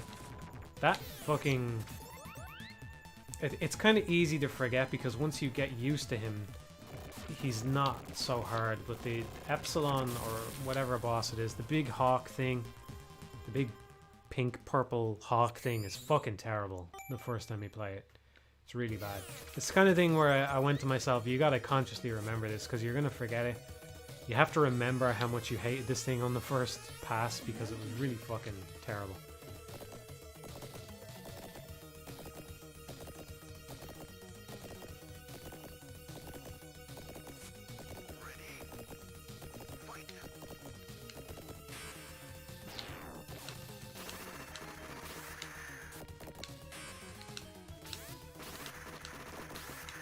Even Wolfgun, he's being a little bit annoying here. He's kind of delaying his shot a little bit more than I'm used to.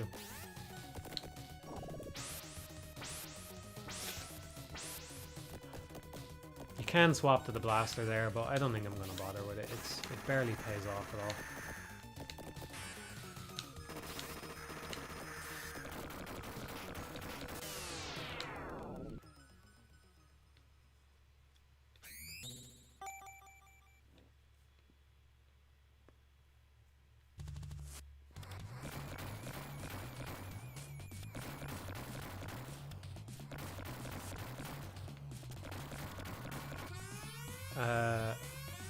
Where's it gone? I missed it there. So, okay, for going Invisible Link being the exception, the Mario RPG games are the exception because people wouldn't be RPG fans if all the games worked the same way, where they had that skill-based element to them. I think I can agree to that, yeah. I think I can agree to that. I think there is a case to be made that, you know, I like the SMT games. And part of what I like about them is the fact that you're forced to constantly rebuild your team and think about that to a degree which is not quite so common in the genre. And I do think it would lose some of that if you could just, you know, press a button at the right time and avoid every attack that way. So there's something to be said for it in that field, you know what I mean? Do you feel silly for realizing that the hover turrets in Metal Gear Solid 3 were real? Yeah, I didn't think they were real. I said it in the Peace Walker thing though, in case you missed that. I did acknowledge that. People corrected me on it.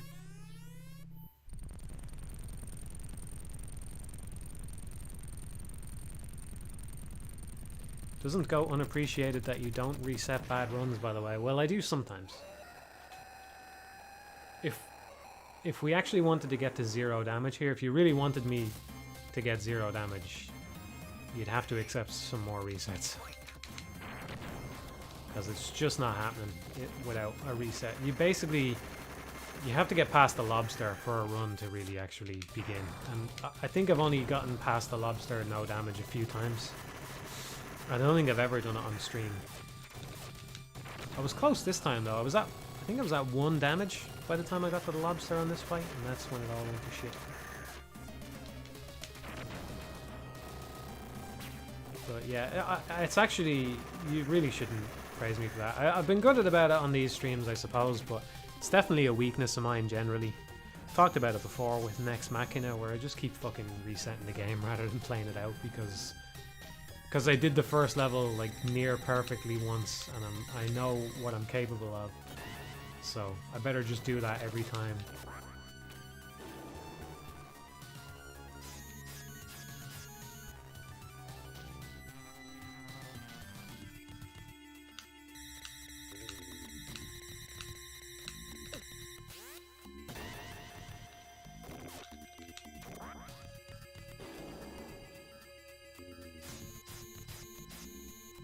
Thoughts on them charging $50 for the Nocturne remaster? Yeah, I don't know. I mean, I like the game a lot, but I don't think I'm willing to pay that for it, for a remaster of a game that I own like that.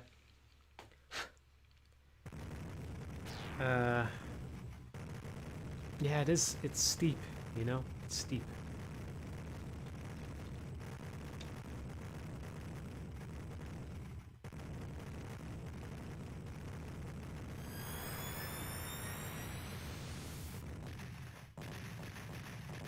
I think more than that though, the problem is that they're kinda, I don't know if I want to say they're shooting themselves in the foot, because I'm not gonna buy in at that price, you know, but I don't know what to say. I just wonder if it would have sold more at a lower price point, but then again, we all know it's going to be at a lower price point eventually anyway, at which case it can then sell to people like me who will go, okay, it's crossed the threshold to where I'm willing to pay for it, you know? But, I don't know.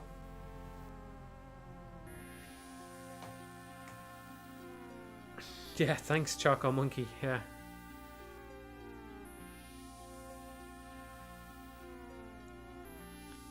I did know that Ghost Trick is on iOS, yeah. I don't know if it's still available though. I don't have an iPhone, so I've never actually played that version myself.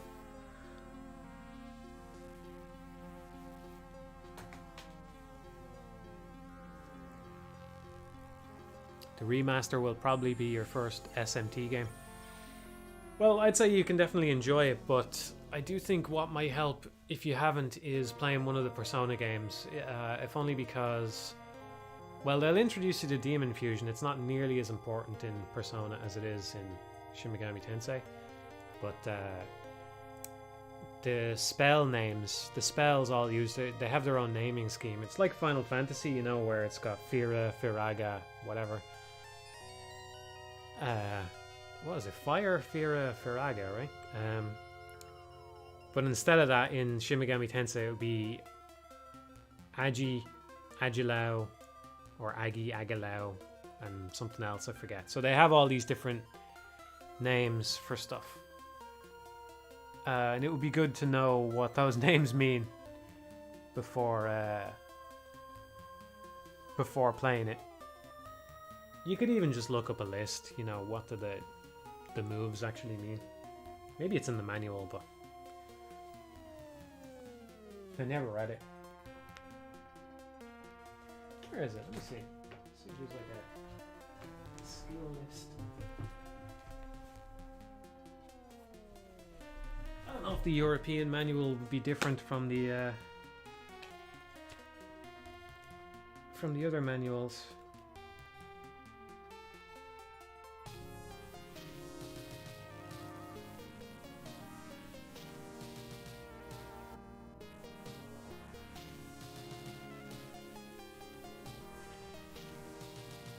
don't see... yeah, I don't see anything in here.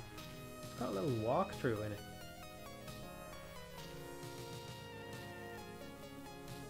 Huh. It's got a... The manual has a walkthrough up until Shibuya.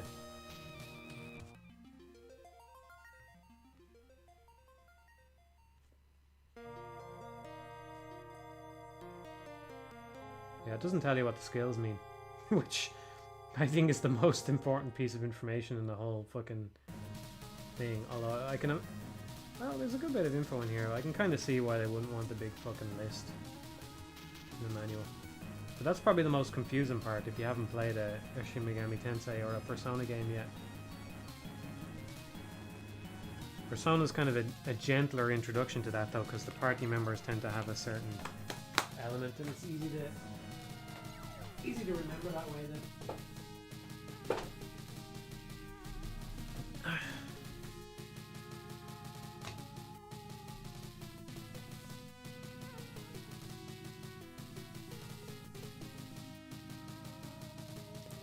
Any tips for fairness and fearless on non-stop infinite climax difficulty?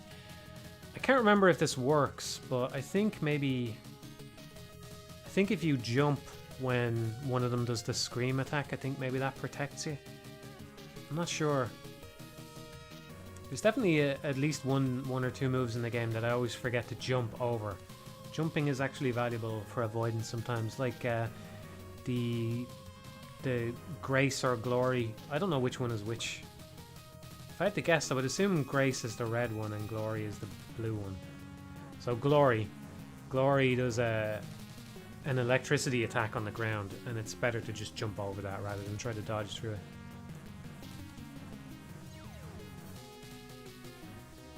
Hey Hoki, I don't know if you've joined at the end of the stream or not. I don't know whether I'm going to do another run.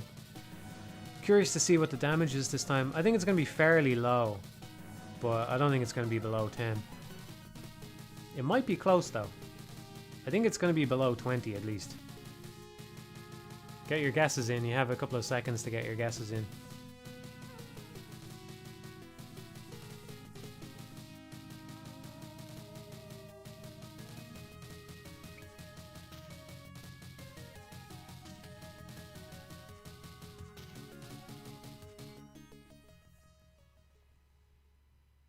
$15.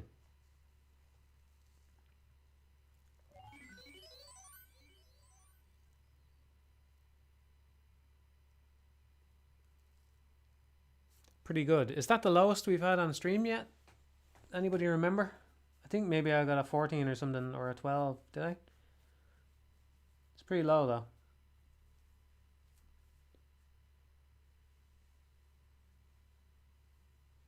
I don't have any rewards to give, unfortunately. My overall lowest is 4. But that's definitely an outlier. My next lowest is probably something like 9 or 10 or something like that. Yeah, we got a low time, under 25 minutes. That might be my fastest time actually, or it's definitely one of them. Antroid went down extremely fast this time. And a couple of bosses gave us good patterns. The Madame Barbar thing was pretty long though. I think maybe I've gotten a 23 before, actually. The Madame Barbar could have been a lot faster. You can get very lucky with that, where you just get a couple of drops from the thing and you can burst it down pretty quick. 7 Force was pretty long as well. The cat phase was longer than usual because I didn't want to swap weapon.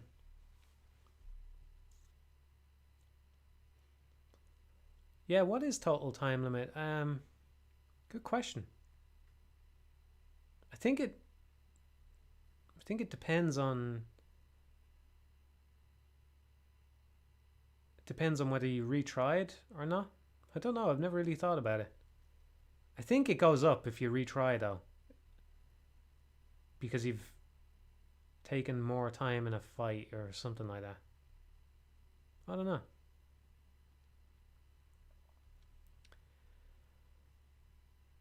No, Myra, I didn't study anything related to writing. I've always been interested in getting good at English, but I didn't actually study it or anything like that. Just, well, it became my job along the way, and I just said, right, better get good at my job, you know?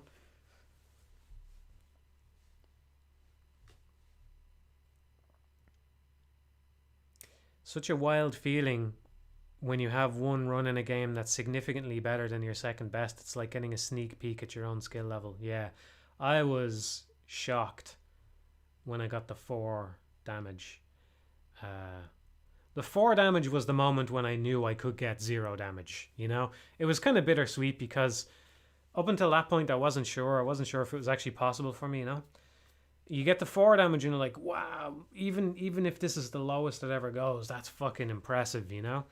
But on the other hand, it's so close to 0 and it's not quite 0, you know what I mean? So it was a little bit bittersweet in that regard. I might as well do another run. I expect this next run will go worse, but whatever. One more, quick one. So, however this one goes, unless I die,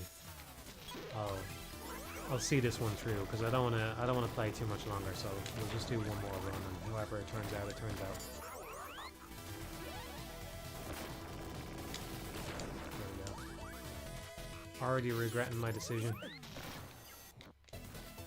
Yeah, okay, fuck it. I'm in charge here.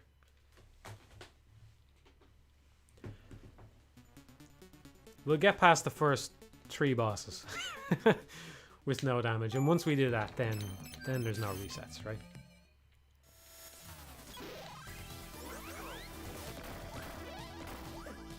I was reading the chat.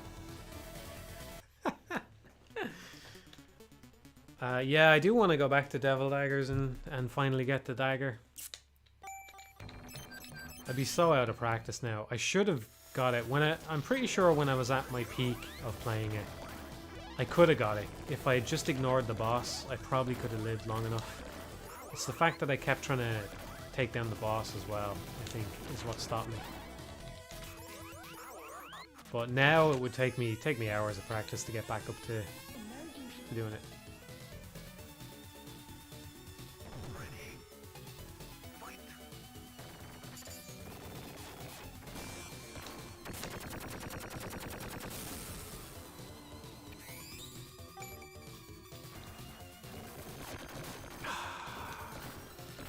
About barely missed that sprite underneath my own shots.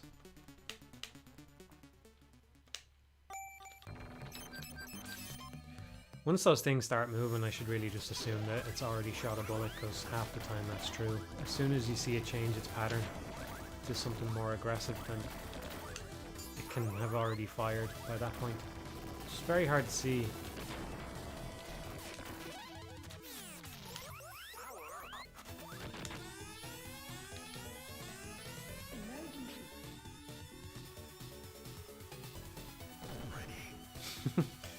50% of car accidents happen within a mile of home. 50% of runs lost on the first level. Yeah.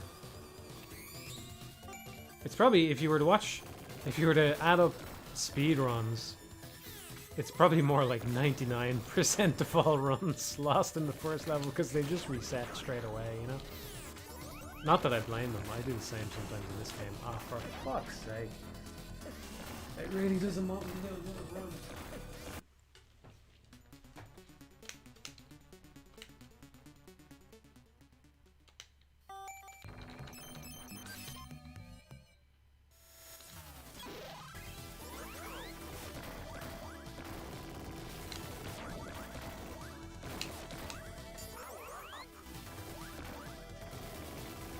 That was a pretty bad trajectory on that shot as well. I nearly got hit by that. I don't think I've ever seen one of its shots track me for that long. Not track, but you know.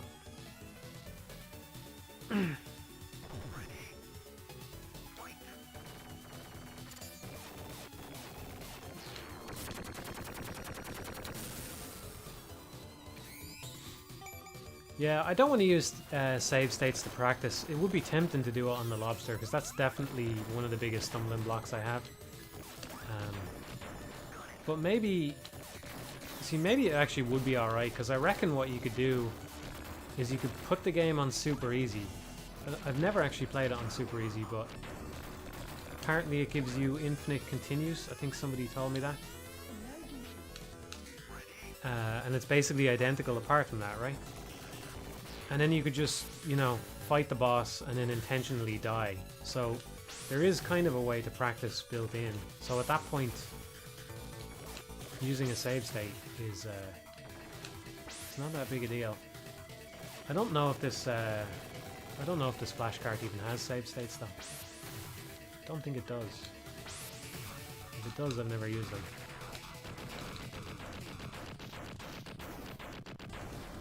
That's what we say. We said first 3 bosses, so if I do the next boss without damage, we carry on. Which I probably will, because it's one of the easier ones.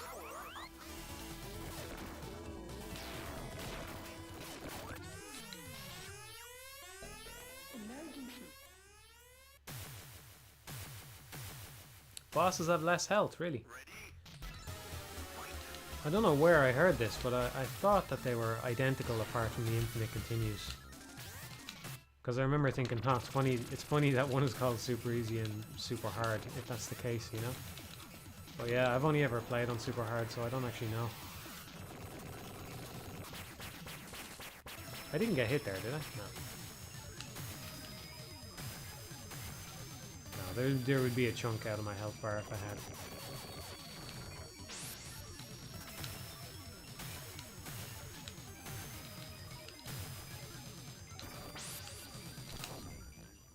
I was lucky not to get hit there, actually.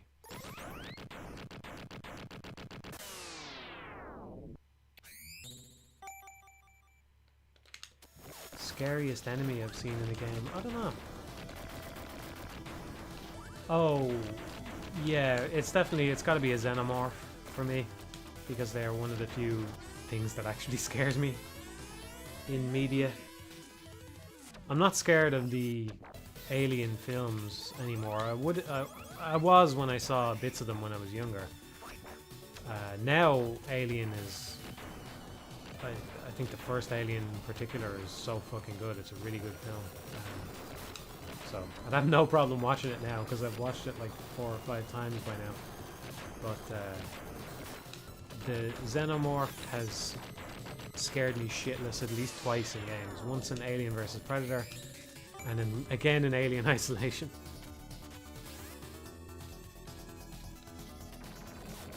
I don't know what it is. It's just the Xenomorph does it. Scary shit, man. I'll play, you know, Silent Hill, play Amnesia, whatever. All good. Which AVP was that in? I think it was AVP 2, because I'm not sure I've ever played AVP 1. I think I have it, but I don't... If I played it, I didn't play it much. But I think it was the Marine campaign of AVP 2. There's a bit where... there was 2 bits that scared me. One of them was kind of incidental, and one of them was a scripted thing. One part that scared the shit out of me was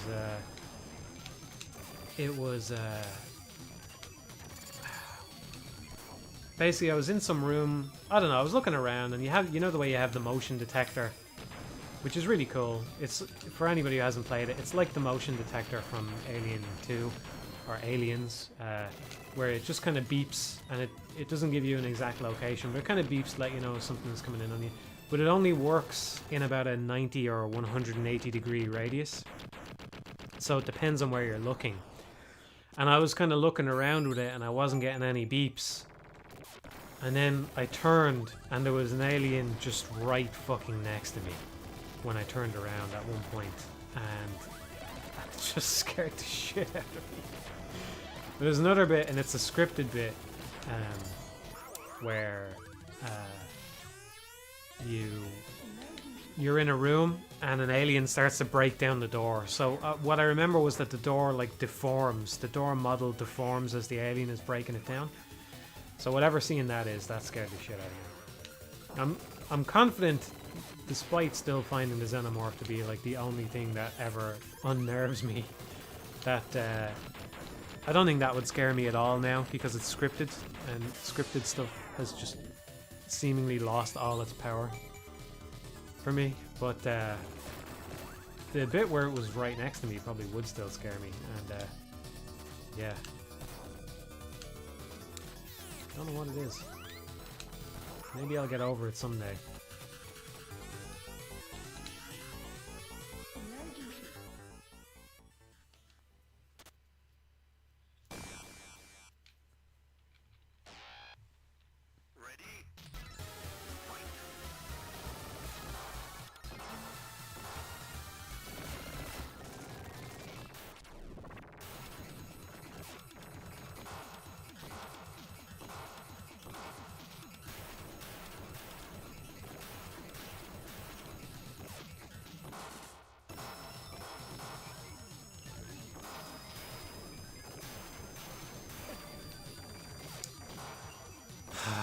Of course it fucking hits me right before I can kill it.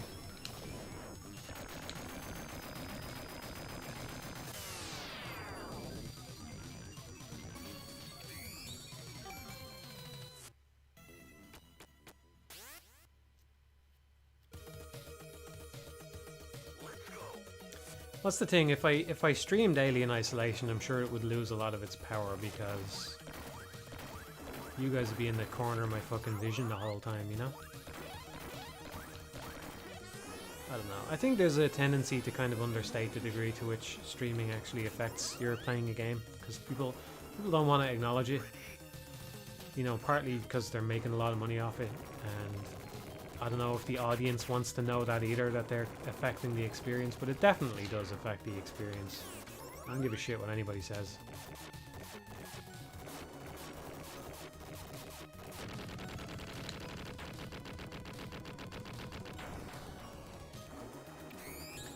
Do linearity and scripted sequences kill immersion? I wouldn't say they kill immersion. I don't know, I think it kind of depends on the...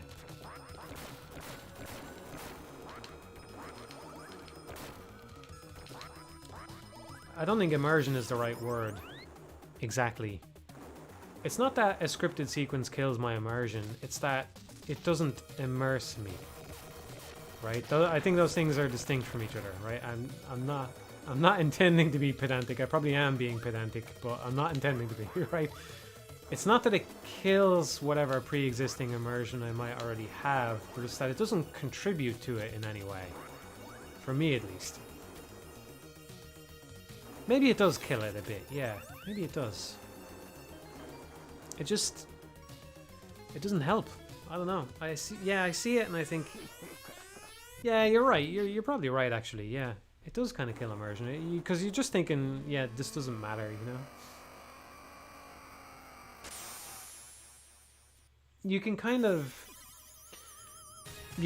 make up the difference by playing along with the game and not doing anything too strange to upset it. You know, like for example, the bit in the Last of Us Part 2 review where I showed myself shooting at the door to show how it doesn't respond to that event the way it would in reality, you know?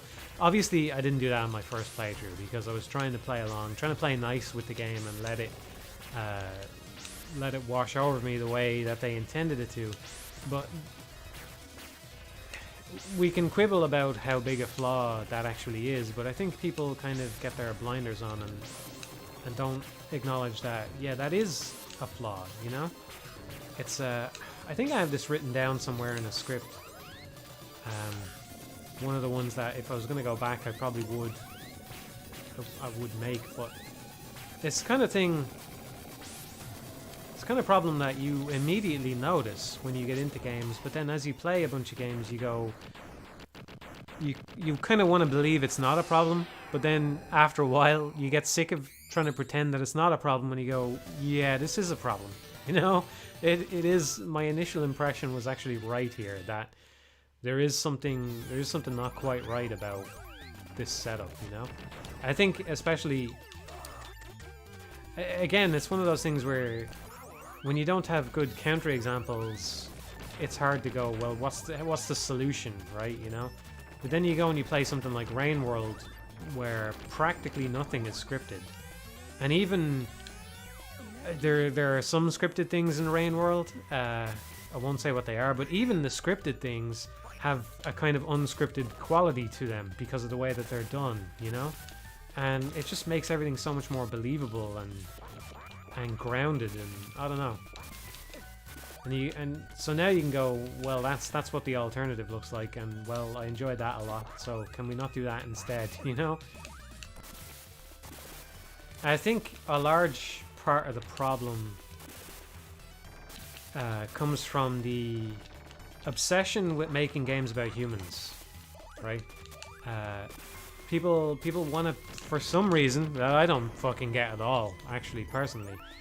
I think Epsilon Eagle is a better protagonist than most game protagonists because he just fucking looks cool and has good animation and, you know, feels like a badass, right? And that's kind of all you need a lot of the time. And it's an interesting design. I think it's a well executed design. It looks pretty cool. There's this obsession with making games about humans, and you know, you can't imitate a human, right? There's nothing is going to be harder to imitate or to get right in a game than a human's behavior, right? At that point, you've basically invented another fucking universe, right? Because as far as we know, we're just about the most complex thing that exists, right? Like trying to imitate a human is just fucking impossible, right? It's the hardest problem to solve in computing. So you're not gonna make that happen. It's not gonna happen. It's not gonna be convincing if you make your game about humans.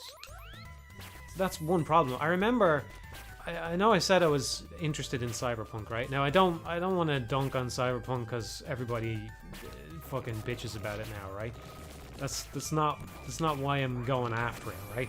Because I was genuinely interested in it, and I probably will still give it a go someday, right? Whenever people stop mining crypto.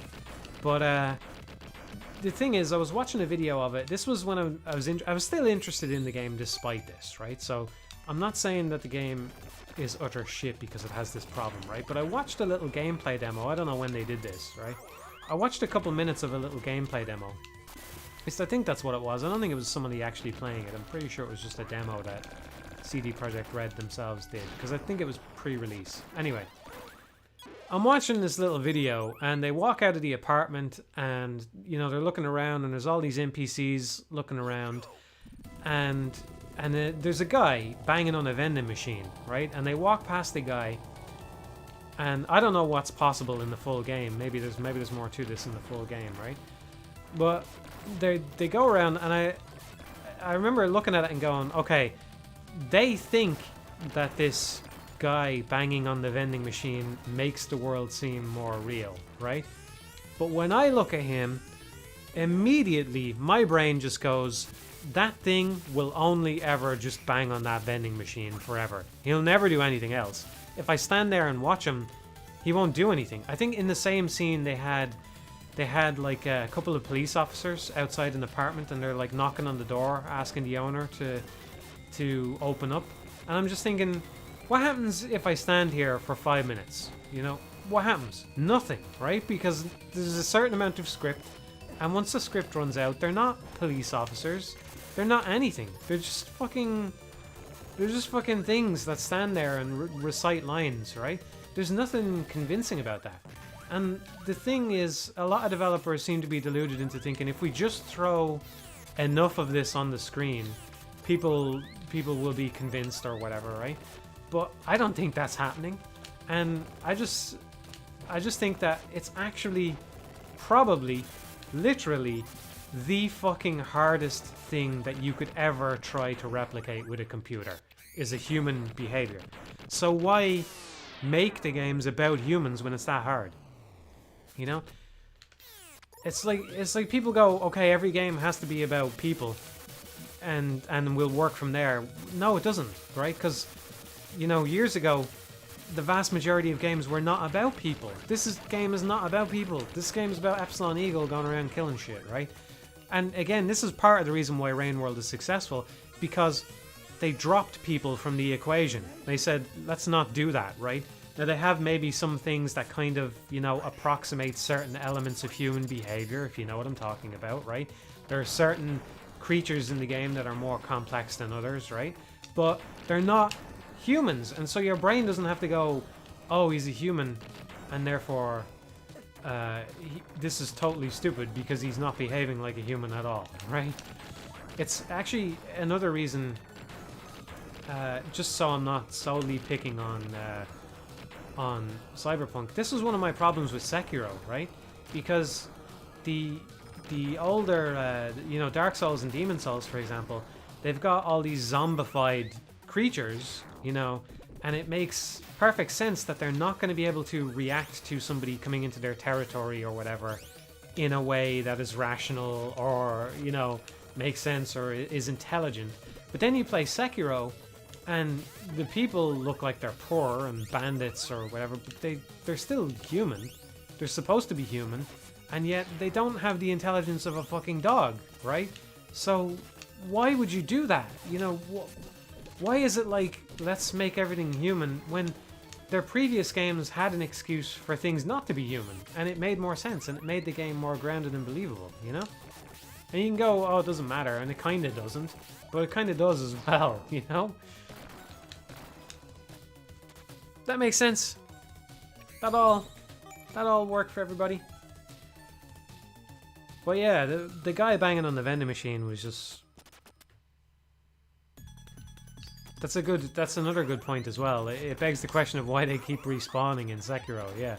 But I do think the bigger problem is just their behavior. It just doesn't read as human at all, you know?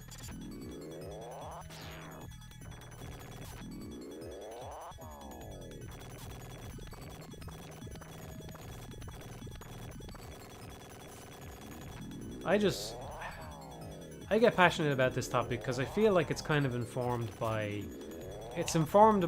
some poor pre-assumptions, you know, and I think part of it comes from trying to be more narrative and trying to make games more serious in a certain way or something, I don't know, or, you know, like be on par with other media or something.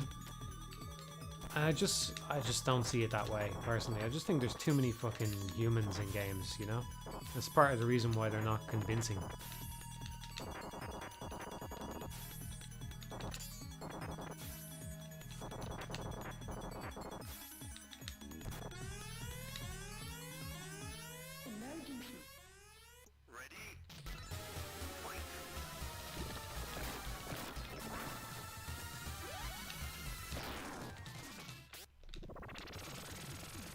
I still do not know what triggers you to be able to pick up. Why does he pick them things up when he dashes through them sometimes and not others? Is it just sheer luck, you know? Like where you happen to be on each frame or something like that? It feels that way. It's kind of irritating. It's one of the few things I would put down as a genuine flaw in the game. The fact that I dash through these things and I just don't know if I'm going to pick them up, whereas if it was consistent one way or the other, I'd be happy. You know, if it was like, oh no, you can't ever pick them up by dashing through them, I'd be like, okay, well that makes the game harder, but at least then it's not polluting my decision making, you know?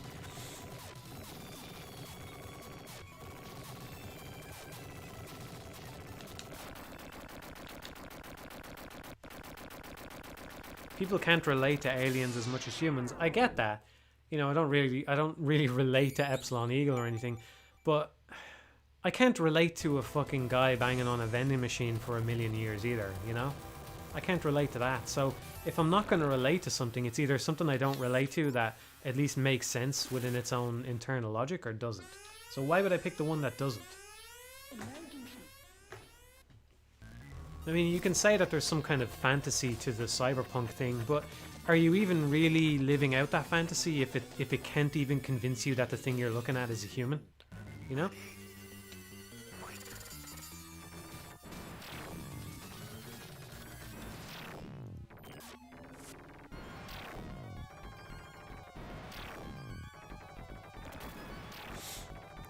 It's hard to even understand what the story of this game is, actually.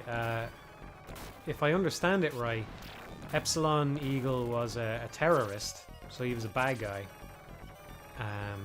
But then they go and they kidnap some kids from an orphanage or some shit, and Epsilon Eagle gets taken over by the soul of a boy who loves justice, and so he decides to go and fight against his former comrades. That's the story as I understand it.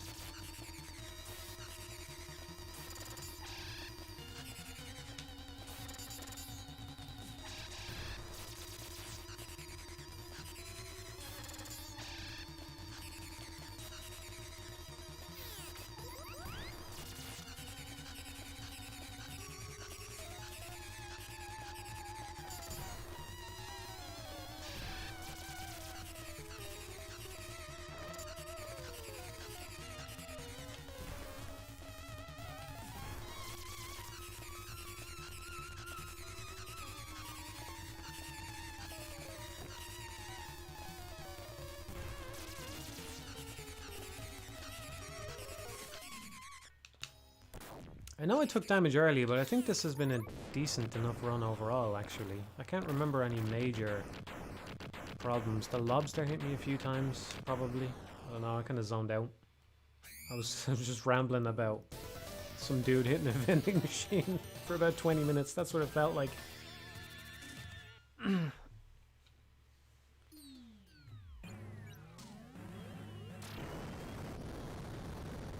Where is the line drawn with how an AI reacts as acceptable as a human? I don't know. I don't know. I just know we're not even close to there yet, you know what I mean?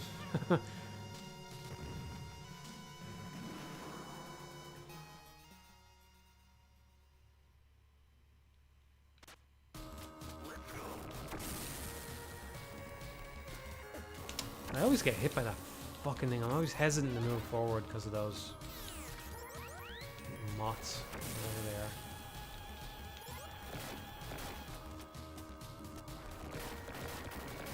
they are. That second snake thing, I'll probably eventually, if I keep playing this game long enough, I'll be on a no damage run and I'll get hit by that thing instead of any of the bosses. That's how often that thing hits me. I need to be more aware of that. Calibrate accordingly. It's actually a serious fucking threat to a no damage run.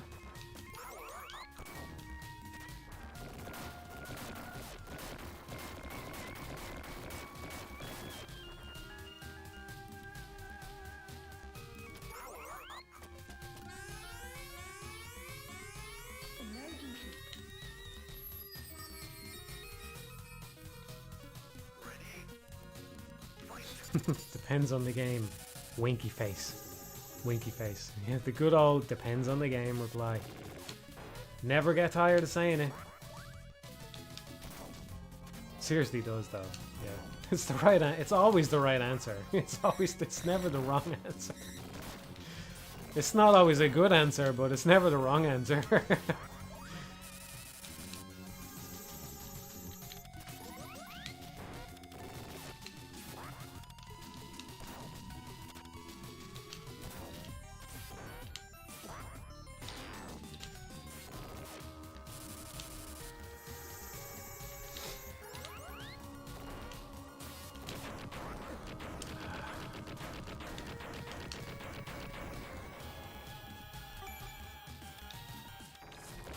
Yeah, it's kind of, I think what happens, somebody said the lock-on bug. I think what that is actually probably one of the little moth things has escaped, and the game still technically knows it's there off screen somewhere. It's trying to kill it, but it's no longer accessible. That's what it looks like to me. Whoa, am I fucking dead? No.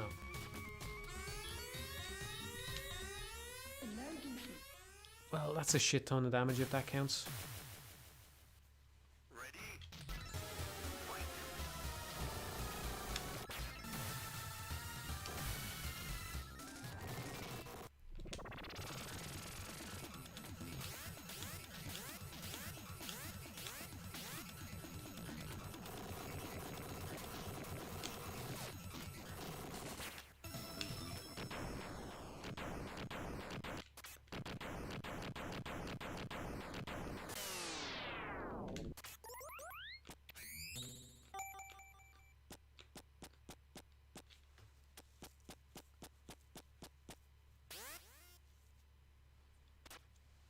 Yeah, what's it called again?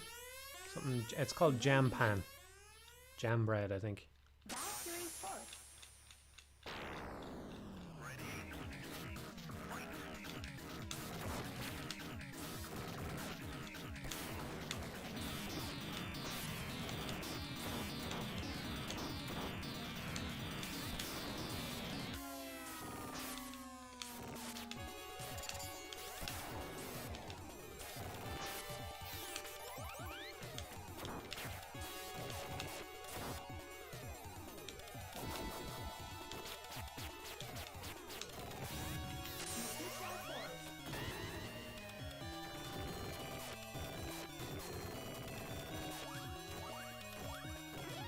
Yeah, but in game it's called jam pan. Does jam mean jam would have to mean melon in Japanese for that to be melon bread?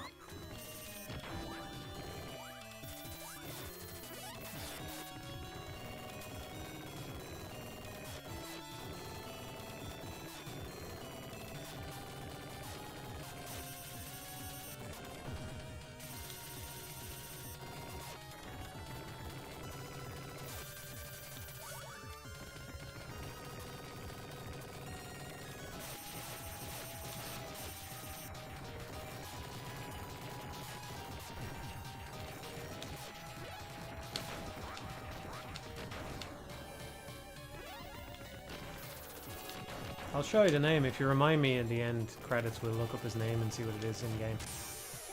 Pretty sure it's called Jam Pan.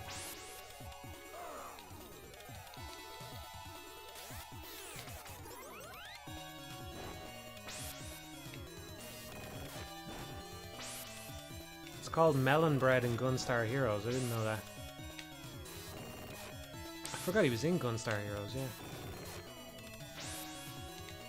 It's towards the end, right?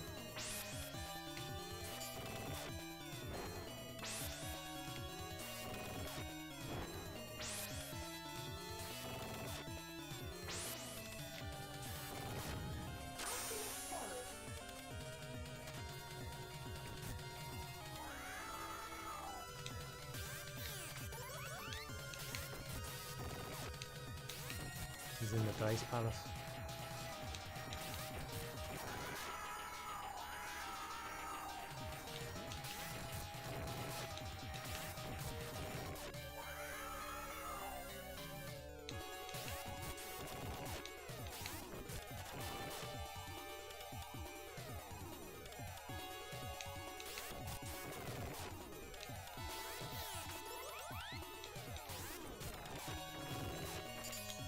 I'm doing this, I'm swapping to this gun specifically to draw the fight out a little bit longer, to try and get that third weapon ammo count up.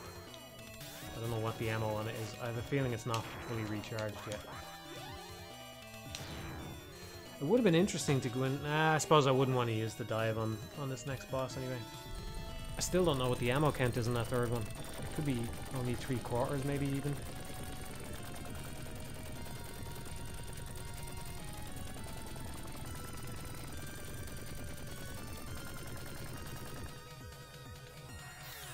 Yeah, 3/4.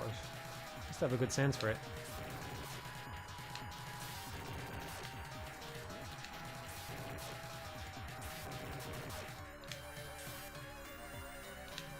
I've gotten a lot better at this one. This was one I struggled against a lot when I first was playing. And I mean a lot. This is... I mean... This has gone into my head big time. This is... That's some real subconscious growth shit right there. Being able to control myself in the middle of that vortex, that's very hard to do when you first play it.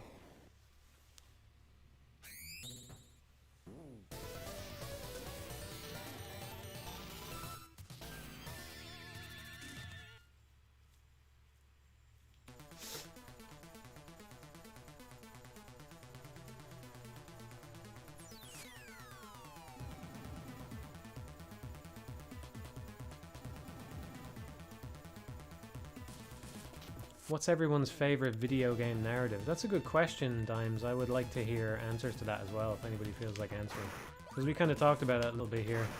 Kind of gave out about the narrative a little bit.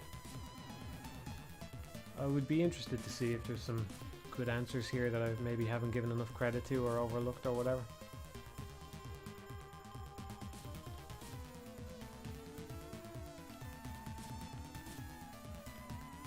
You might notice I'm not breaking any more rocks than necessary because there's always a risk it can have a mine, so at that point I would only break one if it was directly in my path and I needed to try and find an alternate way around and just hope that it wouldn't have a mine then. Don't have any better strategy there than just spamming the button. Doesn't always work. Yeah, that is fucking annoying. Game's being pretty annoying tonight. I suppose you can duck and weave through them. Not much of a bullet hell guy. Not much of a bullet hell guy. Let's see, we got MGS2, Mother 3, Wonderful 101, MGS2, Legacy of Kain, Soul Reaver, Sonic Adventure, Undertale. Well, Sonic Adventure 2, we got clarification. Undertale, Soul Man 999, Shadow of the Colossus and Undertale.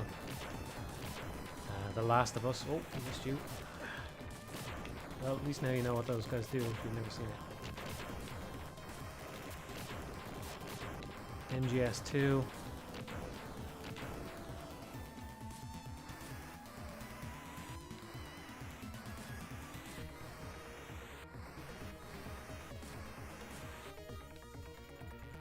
Turn of the Obra Dinn. Chibi Robo. Never played it, but it seems like a strange choice.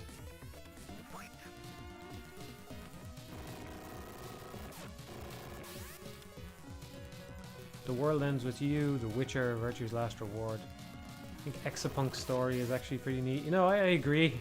I think about that story sometimes. I don't think it's amazing or anything, but I did like the idea behind it quite a lot. It's something that you, once it's in your head, you go, maybe, you know?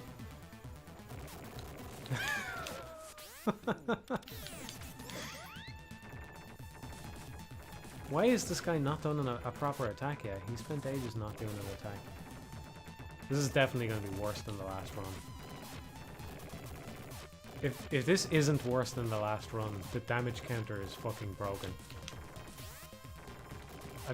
I'm saying this because I've been surprised sometimes at how some of the numbers have come out. I thought good runs were bad, and I thought bad runs were good. That's oh, cheeky bastard. Beeline straight for me when I'm changing weapon. I mean, it'd be a good thing to program in there. And it's a bit cheeky.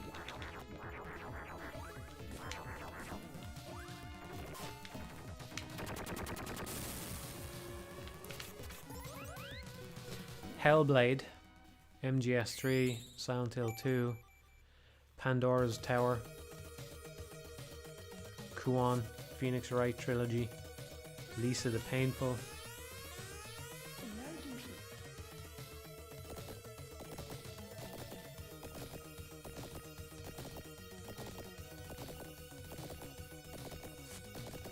Pathologic 2, Rants X, really? Given what I know about the Rants games, that's quite one to pull out of your hat.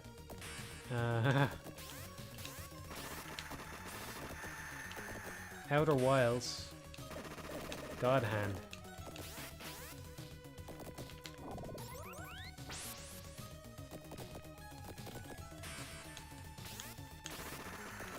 Terrible run. This is gonna be in the fucking 50s or 60s. Oh, this is gonna be so high now. This is gonna be the highest one I've ever gotten on stream now at this point. Definitely. Definitely. New Vegas.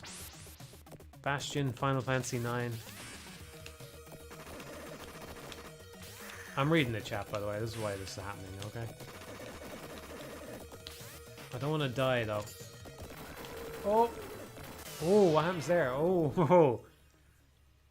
I'm gonna die on the next boss. Yeah, fuck it. Well, I can still beat the game even if I die here. Sometimes the game gets really hard when you die. But actually, if you're gonna die, this is probably a good place. Because I have 2 of the weapon that I'm gonna use for this guy anyway, so I have plenty of ammo. And the next boss, I don't even need ammo, so. He's shooting a lot.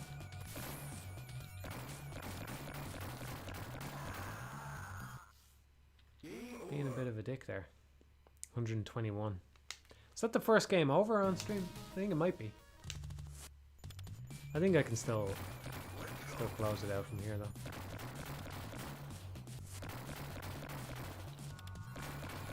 Yeah, I really gave up on the Wolf Gunblood thing there, yeah.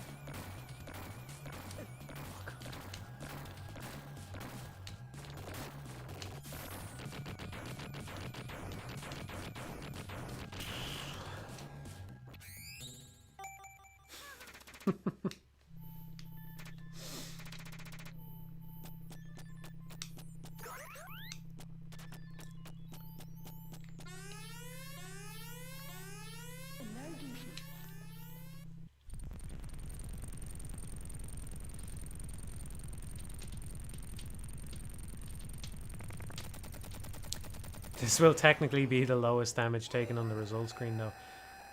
Yeah. Well, the story's not written yet. I took a few hits on that boss there, didn't I? So I'm not going to get below 4 here, so it's not going to be the lowest I've ever seen. But yeah, it'll probably be below 10.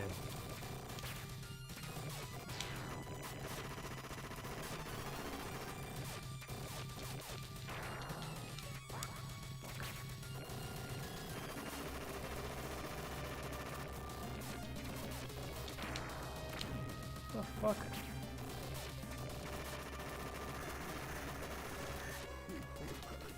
I gotta say, this isn't a great boss to close out on. I don't think I've ever actually enjoyed this boss. I think the boss right before it is much better. I don't think the boss before this one would make a good final boss. I mean, in terms of presentation, this one is better, but I don't know. I feel like the game could end on a stronger note, alright. It's just basically learning a timing and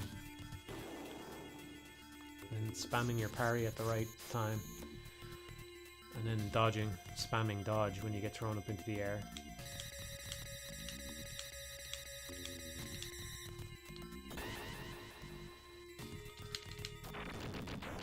There we go.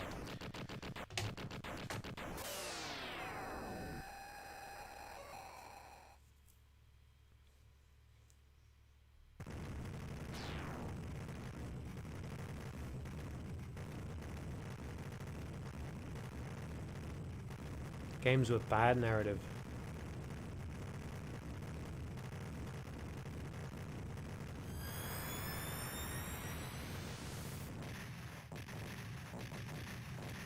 Have you seen that video, Dark Souls except it's Halo? Pretty cool video about modding Dark Souls 1. No, I haven't seen that.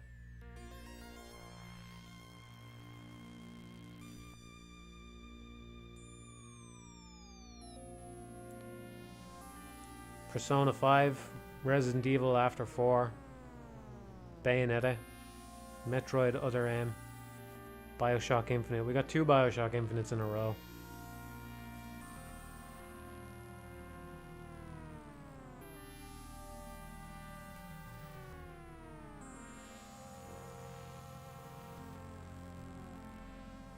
Sonic Adventure, The Last of Us 2, Bioshock Infinite, and Resident Evil. Matt, is there any way to do the missile segment in Bayonetta without constantly spinning and making myself barf? Not that I'm aware of, unfortunately.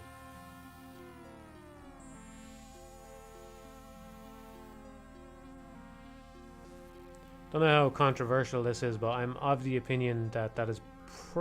I don't know, I'd have to go through them all again, but I'm of the opinion that that one is probably the worst Kamiya minigame. The spinning is a huge reason why, but also the length.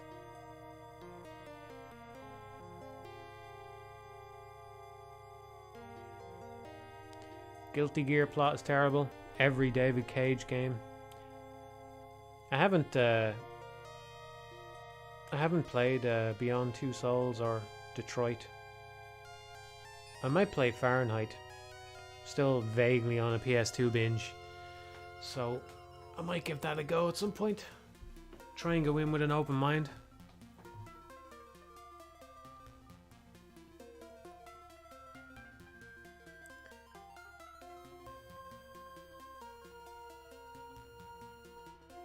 Death Stranding has by far the worst narrative in any video game I've ever played. Strong words. The 2 comments about the isometric shmup in The Wonderful 101 saying it's bad. I enjoy it more than the Bayonetta shoot 'em up section.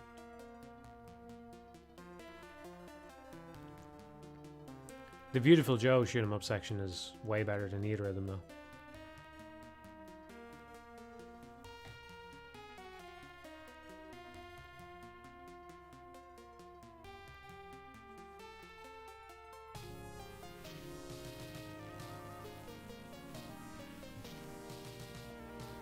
Think Isla del Sol is fine.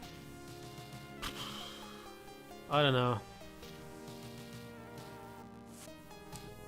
I think the Space Harrier stuff in The Wonderful 101 is kind of worse in a way, in that the visuals are more cluttered, but the spinning in the Isla del Sol thing is really fucking bad, and it goes on way too long. At least the ones in Wonderful 101 are broken up with actual little combat sections in between on top of the guys. So, someone asked, do you think your analysis writing prowess will translate well to writing game narratives? I don't think that's... If I do manage to make a game with a good narrative, I don't think that will be why, necessarily anyway. I think the work that I have done in analysing games themselves will turn out to be useful, hopefully. But right now I'm not focused on story for any of the ideas that I have, so I do have some story in mind for them. Particularly, I suppose the code names are out there now, right? So the Beetlejuice one. I think you can pronounce it Beetlejuice. That's how I've been saying it in my head. Anyway, so the Beetlejuice one, that has a fairly fleshed out world in my head. But it doesn't have much in the way of story, and I'm not going to force a lot of story onto it. Because it's just not what I like to see in games, you know? So if there's an opportunity, my goal is basically to make a game, and then if there's an opportunity to flesh it out into something beyond that narratively and thematically and stuff, to definitely leap on that and do the best that I can on that front. I'm definitely interested in what I can do there, but it's not really a priority for me. So.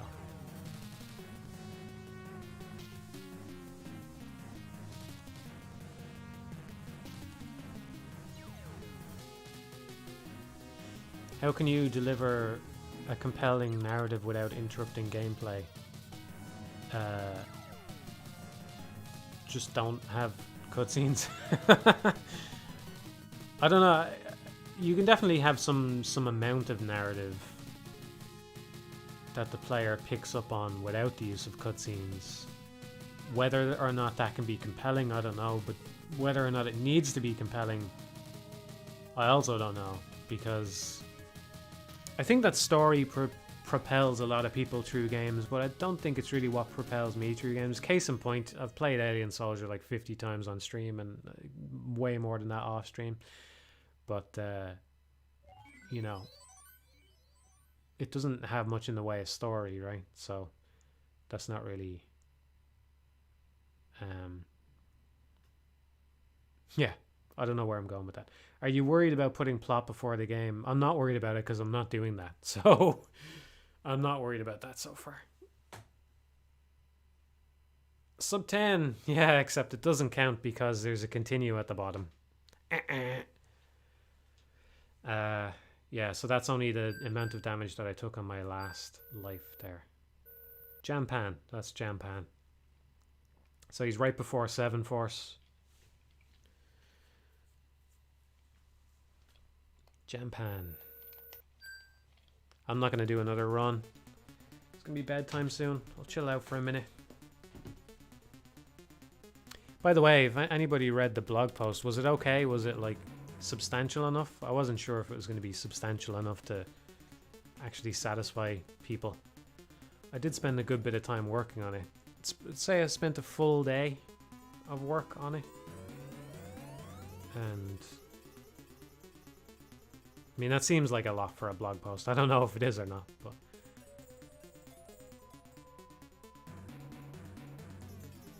it's on the Patreon.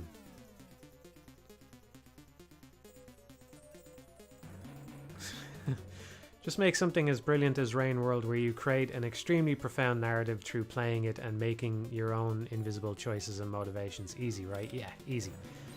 I don't know if I've said this before, but you know, I really do appreciate when games have a strong thematic core to them and things like that. So I really appreciate that about Rain World, but that's not where my head is creatively. I mean, first of all, it's too early to say where the fuck I am creatively because I don't even know if I'm going to be able to finish anything. But it's just not where I am. So it's not what I'm going to focus on. I'm making a little arcadey thing, and that's what I do.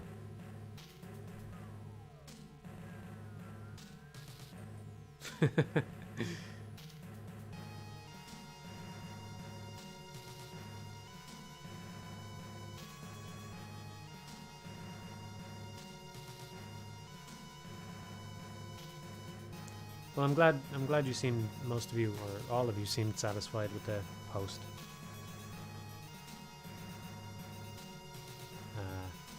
I wasn't sure about it because I tried to get as much into it as I could, but I just wasn't sure because it's not something that I normally do, you know? Been making videos, not posts. I think they really benefit from having a few pictures in there. I was thinking, can I get away without putting any pictures in this first one? But I decided to throw a few in. Anyway.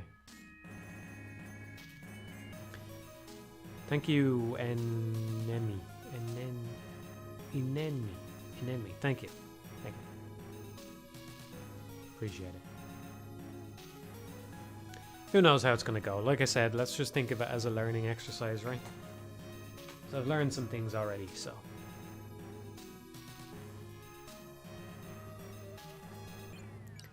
I'm not sure how I would do a commentary of Proxima, but I'm definitely, because it's so short and small and it doesn't, I don't know if it's the kind of game that lends itself to that, but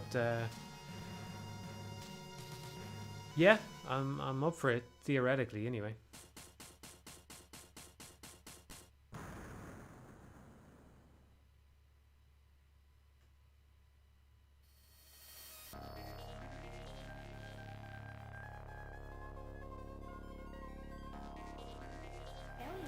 Is there going to be blog posts about how the game is going to play? Are you worried about spoiling that? I am worried about spoiling it for now. I would rather get something in place and then talk about it.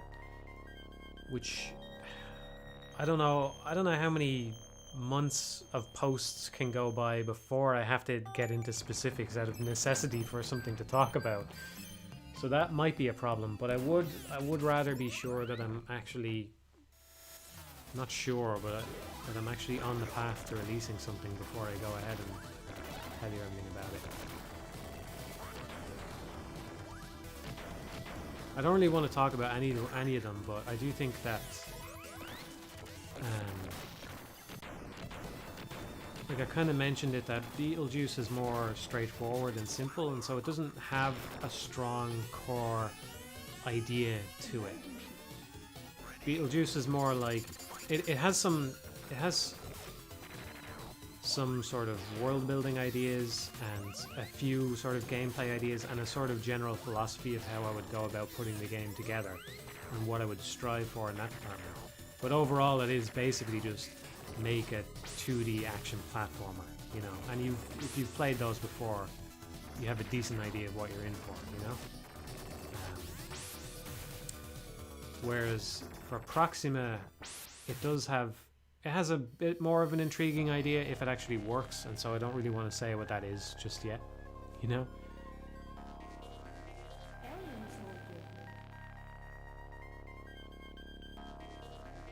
Been tempted to make a mod that makes the game worse to critique it. I don't know why I would do that. Enenmi. Thank you, Enenmi. I don't know why I would do that, but I didn't know I was capable of modding until just recently, so I haven't been tempted to use it. I would now. I don't know if I'd use it for that reason. I don't know how that makes sense, you know? But, yeah.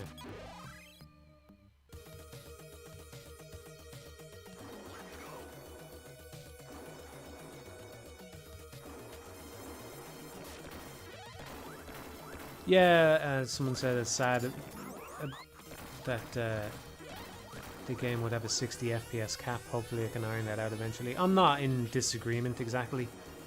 You know, like I said, it would be better.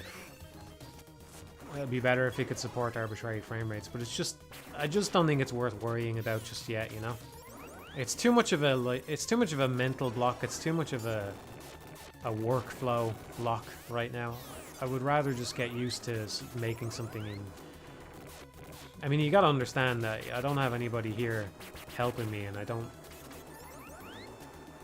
You know. I need to start simple, so that's the reason why. And honestly, I think for the kind of game that it is, I think it's not gonna suffer that much for it.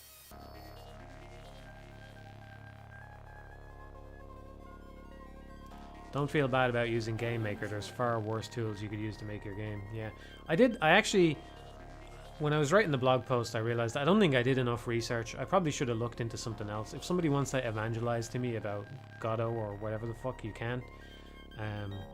Because I'm open to it. Like I said, most of the stuff that I've done so far is just... Can you put up the Wonderful 101 screen? Sure. Most of the stuff I've done so far... I'll put up the sound only screen because that's what's happening. Most of the stuff I've done so far is just, you know, it's generic. It could be easily ported into another engine. So,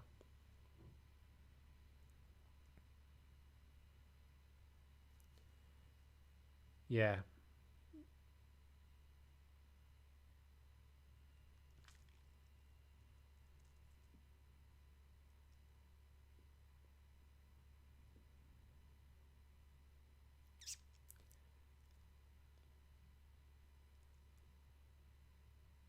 Have you looked into Lucas Pope's development process for Papers, Please and Obra Dinn? I haven't.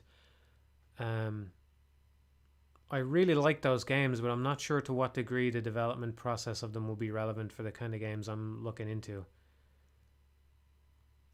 I don't know. I think it would be an interesting read and maybe informative in a sort of general sense, but I don't know if it's the exact sort of thing that I need to be looking into right now.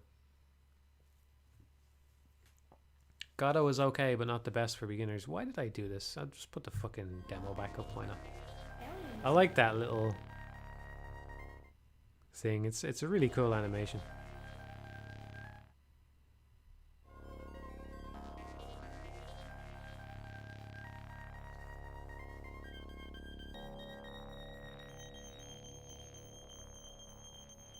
Godot can be pretty nice, but it is getting better and better. Thus it changes quite a bit. Is there any... I wonder if there's any good...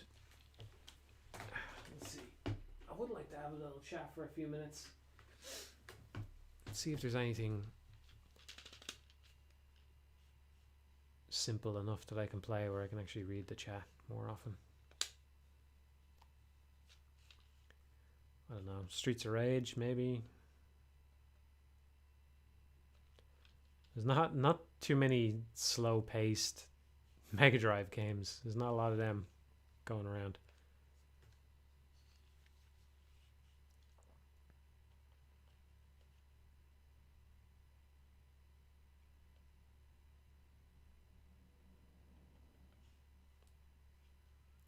Yeah, I don't know. Fuck it. I'll just put on the Sonic 2. I presume it has some demos on it. Whatever, we'll finish up in a couple minutes. Let's see. Somebody was saying you end up catching up with Godot if you're on it.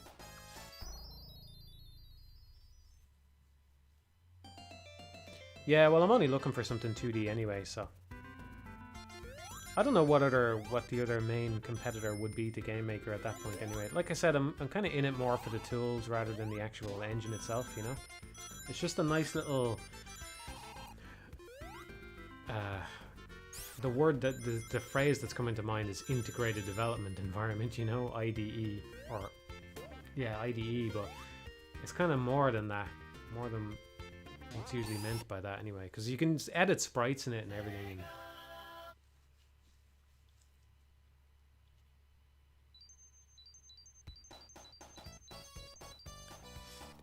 yeah, I did get that sense. Zydias said that Game Maker got a lot better with version 2.3. I maybe should have mentioned this in the post. Maybe it's something I could talk about next month, actually. But yeah, they kind of allow you to write functions wherever you want now, and apparently you couldn't do that before. And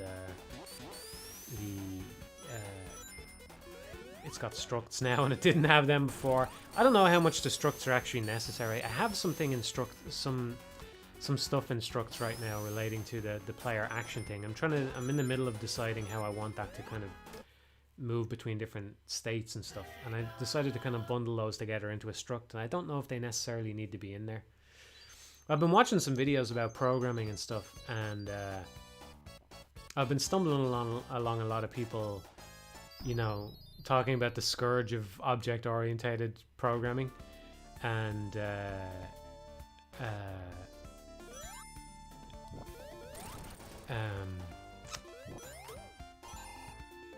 yeah, I don't know, you know, I think, oh yeah, what I want to say was I think somebody left a comment on one of the previous Patreon posts saying that they're making a game of their own without any OOP in it, and I didn't really have a strong feeling on this one way or the other, because, you know, I was a programmer, and I am kind of interested in programming in a general sense, but I wouldn't really say it's my passion exactly, you know what I mean?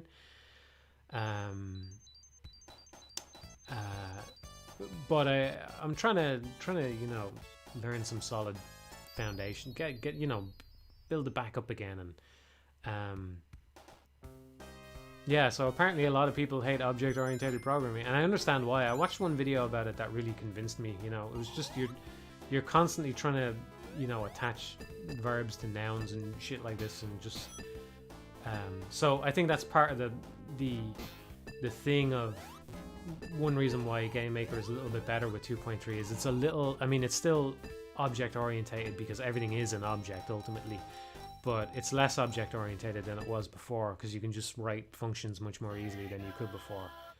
You're encouraged to do that a bit more often now, I think. So, so that's nice.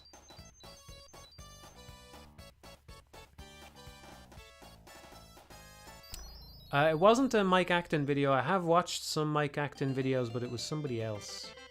Somebody else. Master SpongeBat says, I hope you don't stop making videos or the last words to be said on your main channel will be, the last word will be subscribe. Well, that was written with the possibility that it would be the last thing I said on the channel, so it's meant to be kind of fun in that way. You know, it's kind of fun if the last thing you ever do on your channel is say subscribe, because the subscribers never really get anything else, you know? Especially if you've never said that before. So I did take some glee in that. Who knows, maybe I will. Maybe I will be back. Yeah, people really hate object-oriented programming. I didn't have a strong opinion about it. So there's a... yeah, I can't remember what the video was, or I would mention it by name. It was like something like object-oriented programming is a fucking disaster or something like that, you know? But there's a couple of videos I watched on it, and I think they're right. You end up with shit like, you know, file manager, and it's like an object, but it's just an object with a bunch of fucking functions in it that do file management stuff. It's like, well, what is the file manager object then in that case, you know? What does that actually mean, right? So I don't know, I'm deep down the OOP rabbit hole because it's taken over everything, so I do even have a hard time. I have a hard time picturing how a fully non-object oriented game would even work. I presume it would be, you've got a kind of main loop, and then in your main loop you've got an array of your stuff that's in the game, and you would maybe still have some degree of inheritance, right? Because everything's going to have an update and a draw function. But they're just not objects. Everything is going to be put into an update or draw function, because it can't have a function of its own if it's not an object, right? So, well, yeah, I don't mind that Game Maker is built around objects, but I do like that I can kind of cut down on it a little bit by just writing functions. So I have been doing that. I've spun a lot of stuff out into functions, just standalone functions that do something not attached to an object, which is nice. And I'm going to try and keep that approach up, and hopefully it'll serve me well. Gib Dude says Thumper doesn't use any OOP. That's a nice coincidence considering I just referenced it on that post.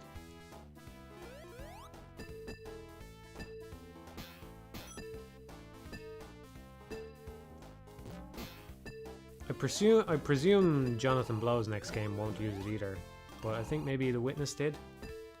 I think he came up in one of the videos about object-oriented stuff. And Mike Acton was pushing against it, but again, you know, are the Insomniac games completely non-object-oriented? I have to imagine there's probably some object stuff in there.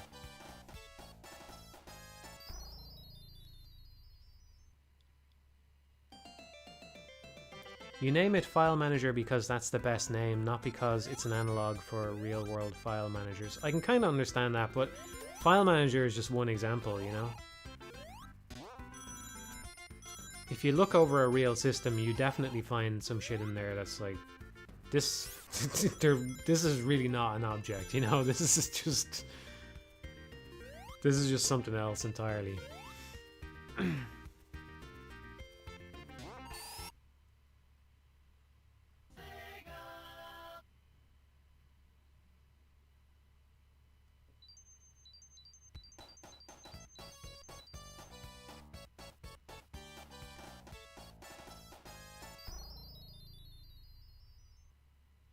You should make your own language. Yeah, no fucking thank you. I do think that doing that wonderful 101 mod was very valuable though, because I understand that better than I ever have before. It's the kind of thing where you can know it in theory, right? You can know that again, I'll probably talk about this in the next post, but you can kind of know these things in theory. You know, okay, the processor has these registers on it and things get put into the registers and stuff. And it's like a Zachtronics game, right? It's like, just like that, but you don't have a single ACC register. You have 4, right? Or, you know, and you got like an XMM register and you can put a float in there and it's fucking amazing, right? Uh, so you can kind of understand it. You understand it better when you actually work with it, you know? But I would never want to make my own language. I can't imagine any reality where I want to do that. But at the same time, I can understand that it's not this impossible feat that I would have thought it to be, because ultimately the processor has a certain instruction set underneath that anyway. So it's really about hooking your language into a certain set of processes and building one step at a time, you know? I watched another interesting thing. These are all things I'm going to talk about in the next blog post, right? Another interesting thing I found was a thing about the level of optimization on compilers. And man, they're so much smarter than I ever thought they were in terms of how they... just the kinds of situations that they're able to figure out, you know? I wish I could remember an example, but it was kind of like... one of the examples I think I saw was... there's a way to do stateless or branchless if statements, right? Which is really interesting. So basically what you do is you have a say a variable, and you put an expression in next to it, and it gets multiplied by the expression. So if the expression evaluates to false, it'll be 0, true, 1, and so you just kind of add these things together and multiply them by the expression, and then that way it comes out as one or the other without needing an if statement anywhere in there. Because branches are a point where you introduce inefficiency, because the processor predicts a branch, and if it gets the branch wrong, then it has to swap to the other branch, and that costs time. But it turns out that compilers do this shit already anyway. So like, if you just have an if, you know, x equals 1 else x equals 2 sort of situation, it'll just do that for you. It does a whole bunch of shit. So I'm thankful for the opportunity to learn a bit more about these kinds of things than I had before, because I wouldn't have spent time on this stuff up until now, you know. I would have been, because I haven't had a lot of time to play games lately, for example, so I would have been spending that time playing games and trying to find new targets to review, but instead I've been able to just sit down and engage in some of that instead.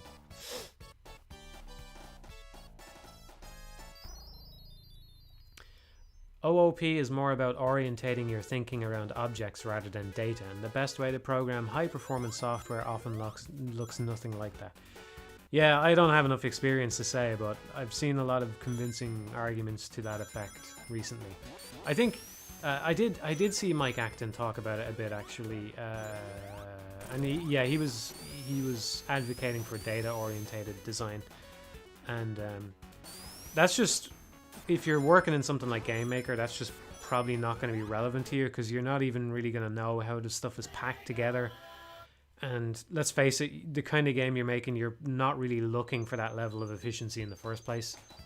Although, I was thinking about this as well, and you know, efficiency, you kind of go, as long as the game consistently hits 60 frames per second, the efficiency doesn't matter to an extent. But it does, obviously, because for one, you don't want it to just hit 60 frames on your computer. You want to be able to hit that on a Switch as well, right? If you can. And not only that, if you factor in something like the Switch or any kind of mobile device or whatever, then the efficiency of your game is also going to determine the battery life that a player gets out of the game when they play it. So the shit is important to some degree, you know? Make a Temple OS exclusive. Temple OS has a NES emulator, is that true? That's pretty cool if it's true. I would like to fuck around with Temple OS someday, yeah. That'd be cool.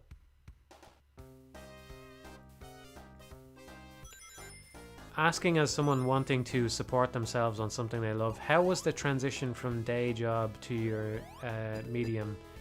What made you start your first video? I started my first video because I got a new computer, and I had never had a good computer before, and I just wanted to do something on it that I hadn't done before, so I made a video.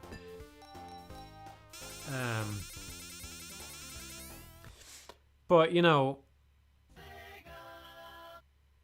that, if I'm being honest, that was the main reason for doing it, was just, I've never made a video, I'll do that, right? I'll see what that's like. But there was also the feeling that, you know, games deserved a better level of analysis than what they were getting. I don't know if I was able to provide that right away in the beginning, but it was definitely a driving force for me from that point on, you know. Once I got a bit of attention on those Zelda reviews, it was like, okay, people actually want to watch this stuff. So you can carve out some time for this. It won't be a waste of time, and it'll be doing something that you think deserves to be done, you know, that games actually deserve to have some time put into them in that way. So that's all that was motivating me. Your games are going to have an attract mode, right? I would hope so, but yeah, I don't know.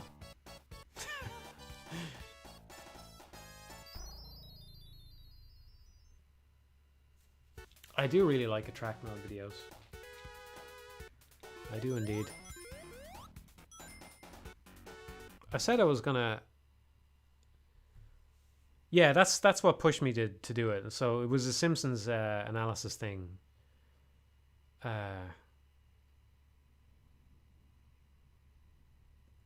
What's it called? Dead Homer Society or something.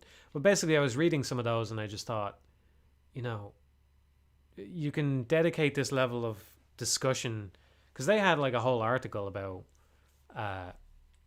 my favorite ones. I don't know how many I read, maybe like 20 or 30 posts here. I wasn't like some avid follower of this thing. I stumbled across it, I read a bunch of it, I found it interesting, and then I didn't really go back after that. But they had posts where they would compare old episodes to new episodes and kind of show how the approach of the show was different. You know, like they go to the supermarket in this episode and the supermarket is a fucking hellscape of, you know, bullshit, and whereas in the new one it's like this lovely place, you know, and it's just incidental to the plot or whatever.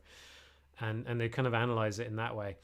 But I remember just reading it and going, you can dedicate this much time to a single episode of a cartoon. Games are not getting the attention they deserve, you know? And that was explicitly why I did some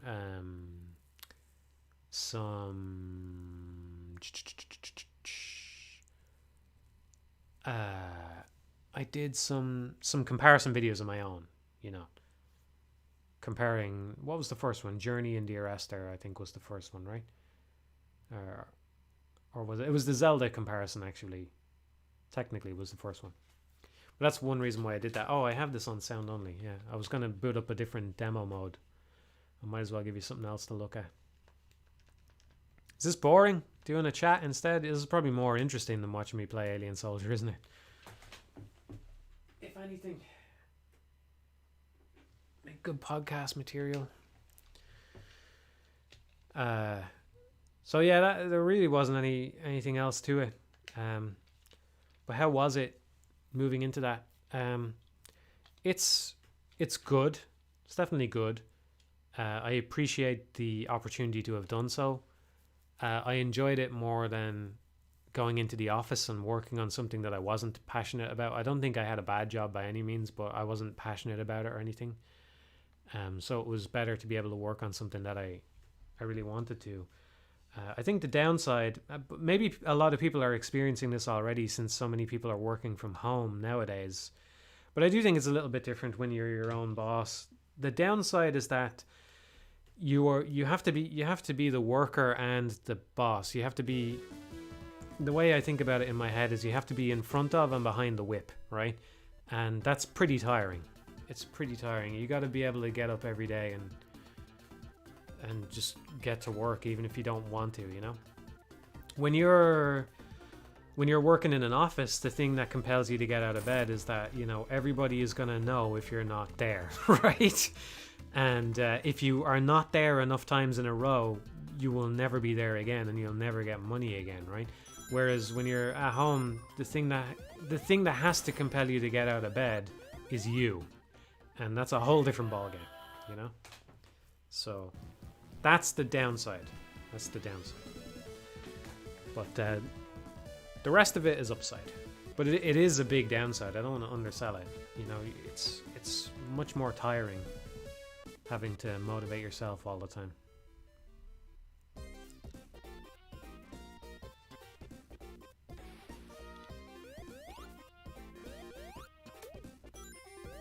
I haven't seen Yahtzee's Dev Diary series, no. 12 games in 12 months sounds like a good output, though.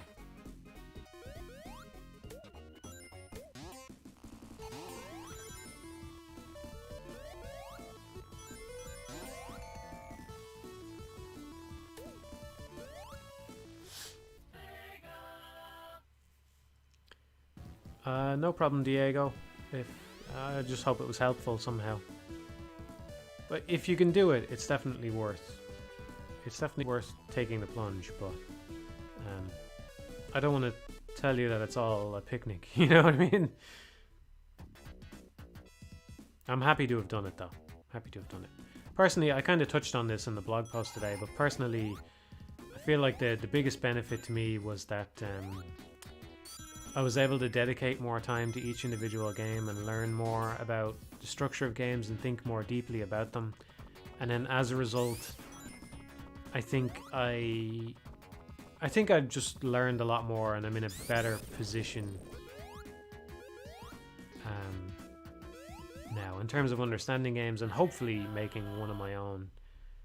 I just think I have a much better idea of what I actually enjoy about games, you know? Have I seen the Harley Quinn animated series? No, I haven't. I don't know, it doesn't sound like something I would enjoy personally.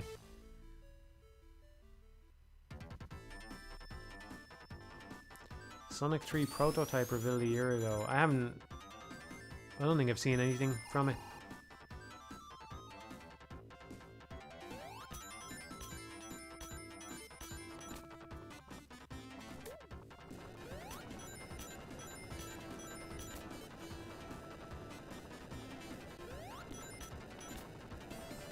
Working at a warehouse, I'm wondering what to do with your life. Yeah, I think I mean, for me, the reason I wanted to do it is because I'm passionate about games, right? And I don't want to disparage anyone or be dismissive or anything. It's just I'm not coming at it from the same place that a lot of people were. Like, for example, I don't know what you want to do. The way you phrased it made it sound like maybe it's in a totally different area, you know, art or something like that. But there's a lot of people that want to get into YouTube these days. And that, getting into YouTube for the sake of YouTube, I don't know that that would be a worthwhile endeavor. I don't know that that would be a productive use of your life, you know? Maybe if you're willing to just, you know, pump out low effort videos, like if you're just happy if they get views and you can just crank them out and that's enough for you, maybe. But if you want to do something more than that, then I don't know. I think you gotta be passionate about the subject material and stuff, you know? What's your favorite game narrative? Yeah, I suppose I didn't answer along with everybody else, did I? I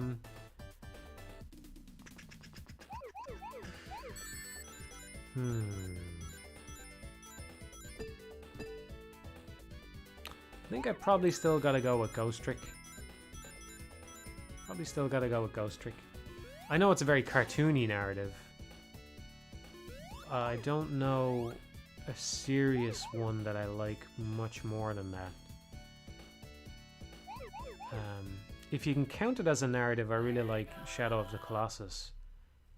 I don't know, see, because it depends on what the cutoff point is for a narrative, you know, because I like Eco and The Last Guardian about as much, but I feel like Shadow of the Colossus has more narrative behind it, you know, so that makes it the better narrative, if you know what I mean. But yeah, I really like Ghost Trick. Let me see what other... I don't know. I'm gonna go with Ghost Trick. I'm gonna give my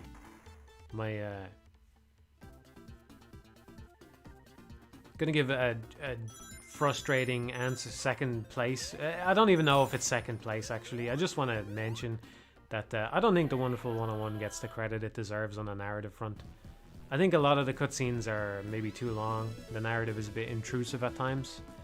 But I think in terms of how the story is constructed, it's actually really well done for the most part. And like way more than I expected it to be. That's all I'll say. That's all I'll say. Okay, that's not all I'll say. So Joe Bailey says Wonderful 101 is hilarious. I do think it's funny, but more than that, I think I don't know. Compared to other action games, especially, you know, it's got a theme, and it actually explores that theme in many characters, right? And it does so in a way that feels like relatively, I don't know, relatively, it's like optimistic and nice and stuff, but also relatively grounded in a way, you know what I mean?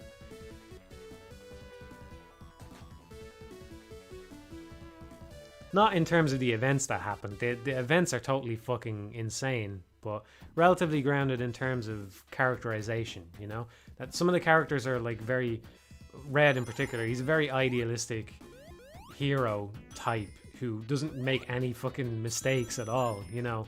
But he doesn't feel, somehow he doesn't feel like bullshit, you know? It feels like he's just a good guy and he does his job well and he embodies something good about humanity, you know? And all the other characters struggle with that problem and he helps them through it. And, you know, it's done in a way that you can appreciate the story without ever really thinking about any of that shit at all. Doesn't get enough credit, just saying. Yeah, Luca is probably still the worst part of the story, yeah. The problem with Luca is just that they didn't make him... Everything about that whole arc is fine up until shit hits the fan. And all they needed to do to fix it was just to make him more sorry, right? To make him more regretful. If he was just more regretful, that would solve the whole problem. But the problem is that whatever amount, I don't know what it's like in the Japanese script, maybe it's better there, maybe it's even worse. He's just not regretful enough. That's the only problem. If he was just totally sorry for everything that happened, it would be much better. But yeah. A bit worried about Elden Ring's open world. I don't know. I don't know how to feel about it. I hope it turns out well. I've said before, mostly what I'm hoping for is I basically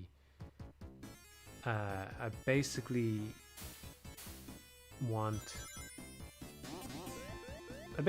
to bring back the sense of adventure that was in Dark Souls 1, you know?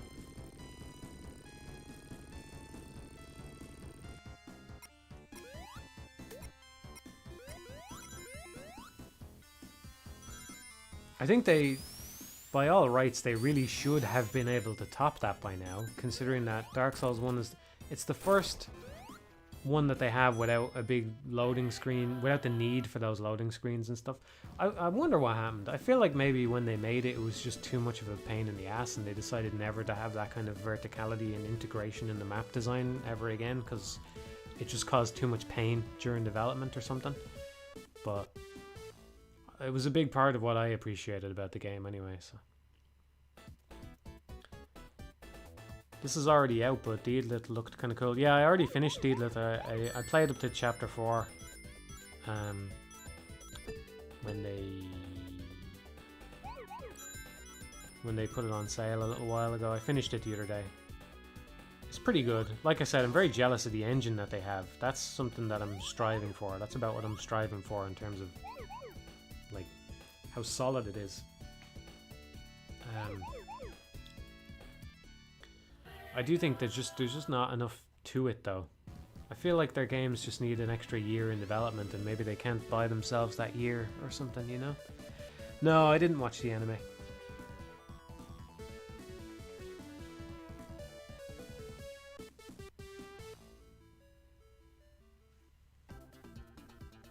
The narrative cohesion of Demon Souls was nice as well, yeah. It's not something worth getting up in arms over, you know, but just for example, the fact that you have a little thing in your inventory that explains why you light up dark places so that you can see them properly, even without a light source. You know, if that's there, I don't know who, probably not Miyazaki based on how the later games have gone, you know, but somebody on the development team cared about that enough to go, look, why don't we just put this in here, and then the player knows why they light up, right? And it's the kind of petty little complaint that you don't want to dwell on, but at the same time, you take away enough of those things and it starts to matter, you know? I don't know. I don't want to peg all the games by the one thing, because, like, I don't think that Bloodborne is a bad game because it doesn't make sense, right? If anything, given, I don't know, I assume everybody knows what happens in Bloodborne by now, but, you know, in case anybody doesn't, given the things that occur in Bloodborne, you know, it's better for some shit to not make sense at all, right? So it's good in that way. So it's good in that game, but, you know.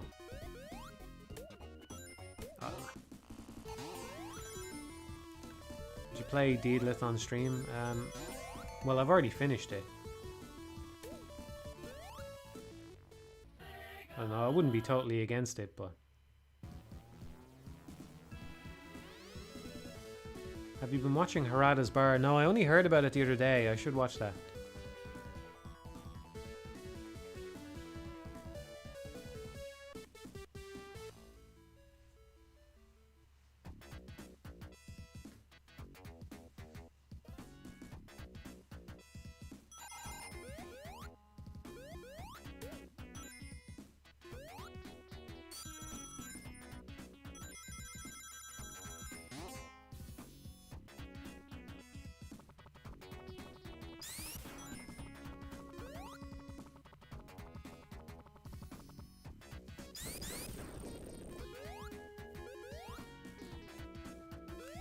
Do you think Zelda games have good stories? I think their strengths lie elsewhere. You know, something like Majora's Mask again, is that a story or not? I think the best parts of that game aren't necessarily the story, although it does have some nice story beats in it, but rather the atmosphere, the way it kind of drapes over you, things like that, you know? Like, for example, probably the best moment in Ocarina of Time is after the time skip and you walk out of the Temple of Time and you see the town again. Is that story? I don't know. It's a well executed moment. I don't know if it's story exactly, but that's good. The actual cutscene of Ganon's back and we gotta kill him again, that's not good. You know? Yeah, I was really glad that they toned it down in Breath of the Wild, personally. I know some people were disappointed, but I just think you should go to other games if you want that kind of stuff, you know? I don't think Breath of the Wild lacks atmosphere. I think, you know, like any game, it's got... Well, like a lot of games. Some games have atmosphere... Some games have a lot, you know, thicker atmosphere than others, let's say, but there's definitely parts in Breath of the Wild that have a better atmosphere than most games ever manage, I think. Like when you're climbing up a mountain and you see something... See a big dragon, and you go, "Holy shit, that's flying around there." That's great atmosphere.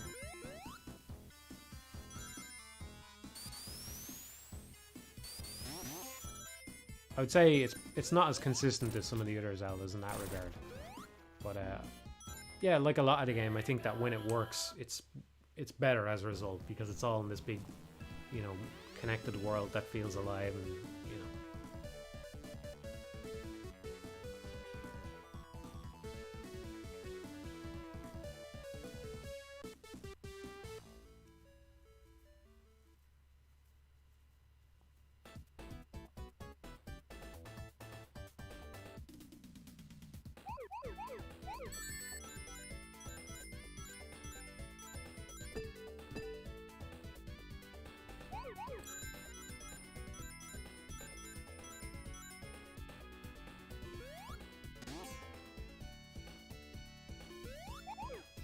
No, I didn't get around to Tenertia. I do remember it as a suggestion. I just have so many games to play. So many. Unbelievable amount of games to play. Alright, I think it's time to close up shop. So, yeah. Well, it was a good chat, everyone.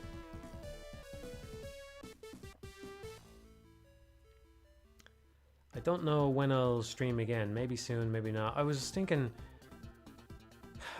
suppose it's a good sign if the time is flying by, right? But I was thinking, man, I haven't streamed Alien Soldier in like a few days. And then I looked and it was like 2 weeks or something since I had streamed it.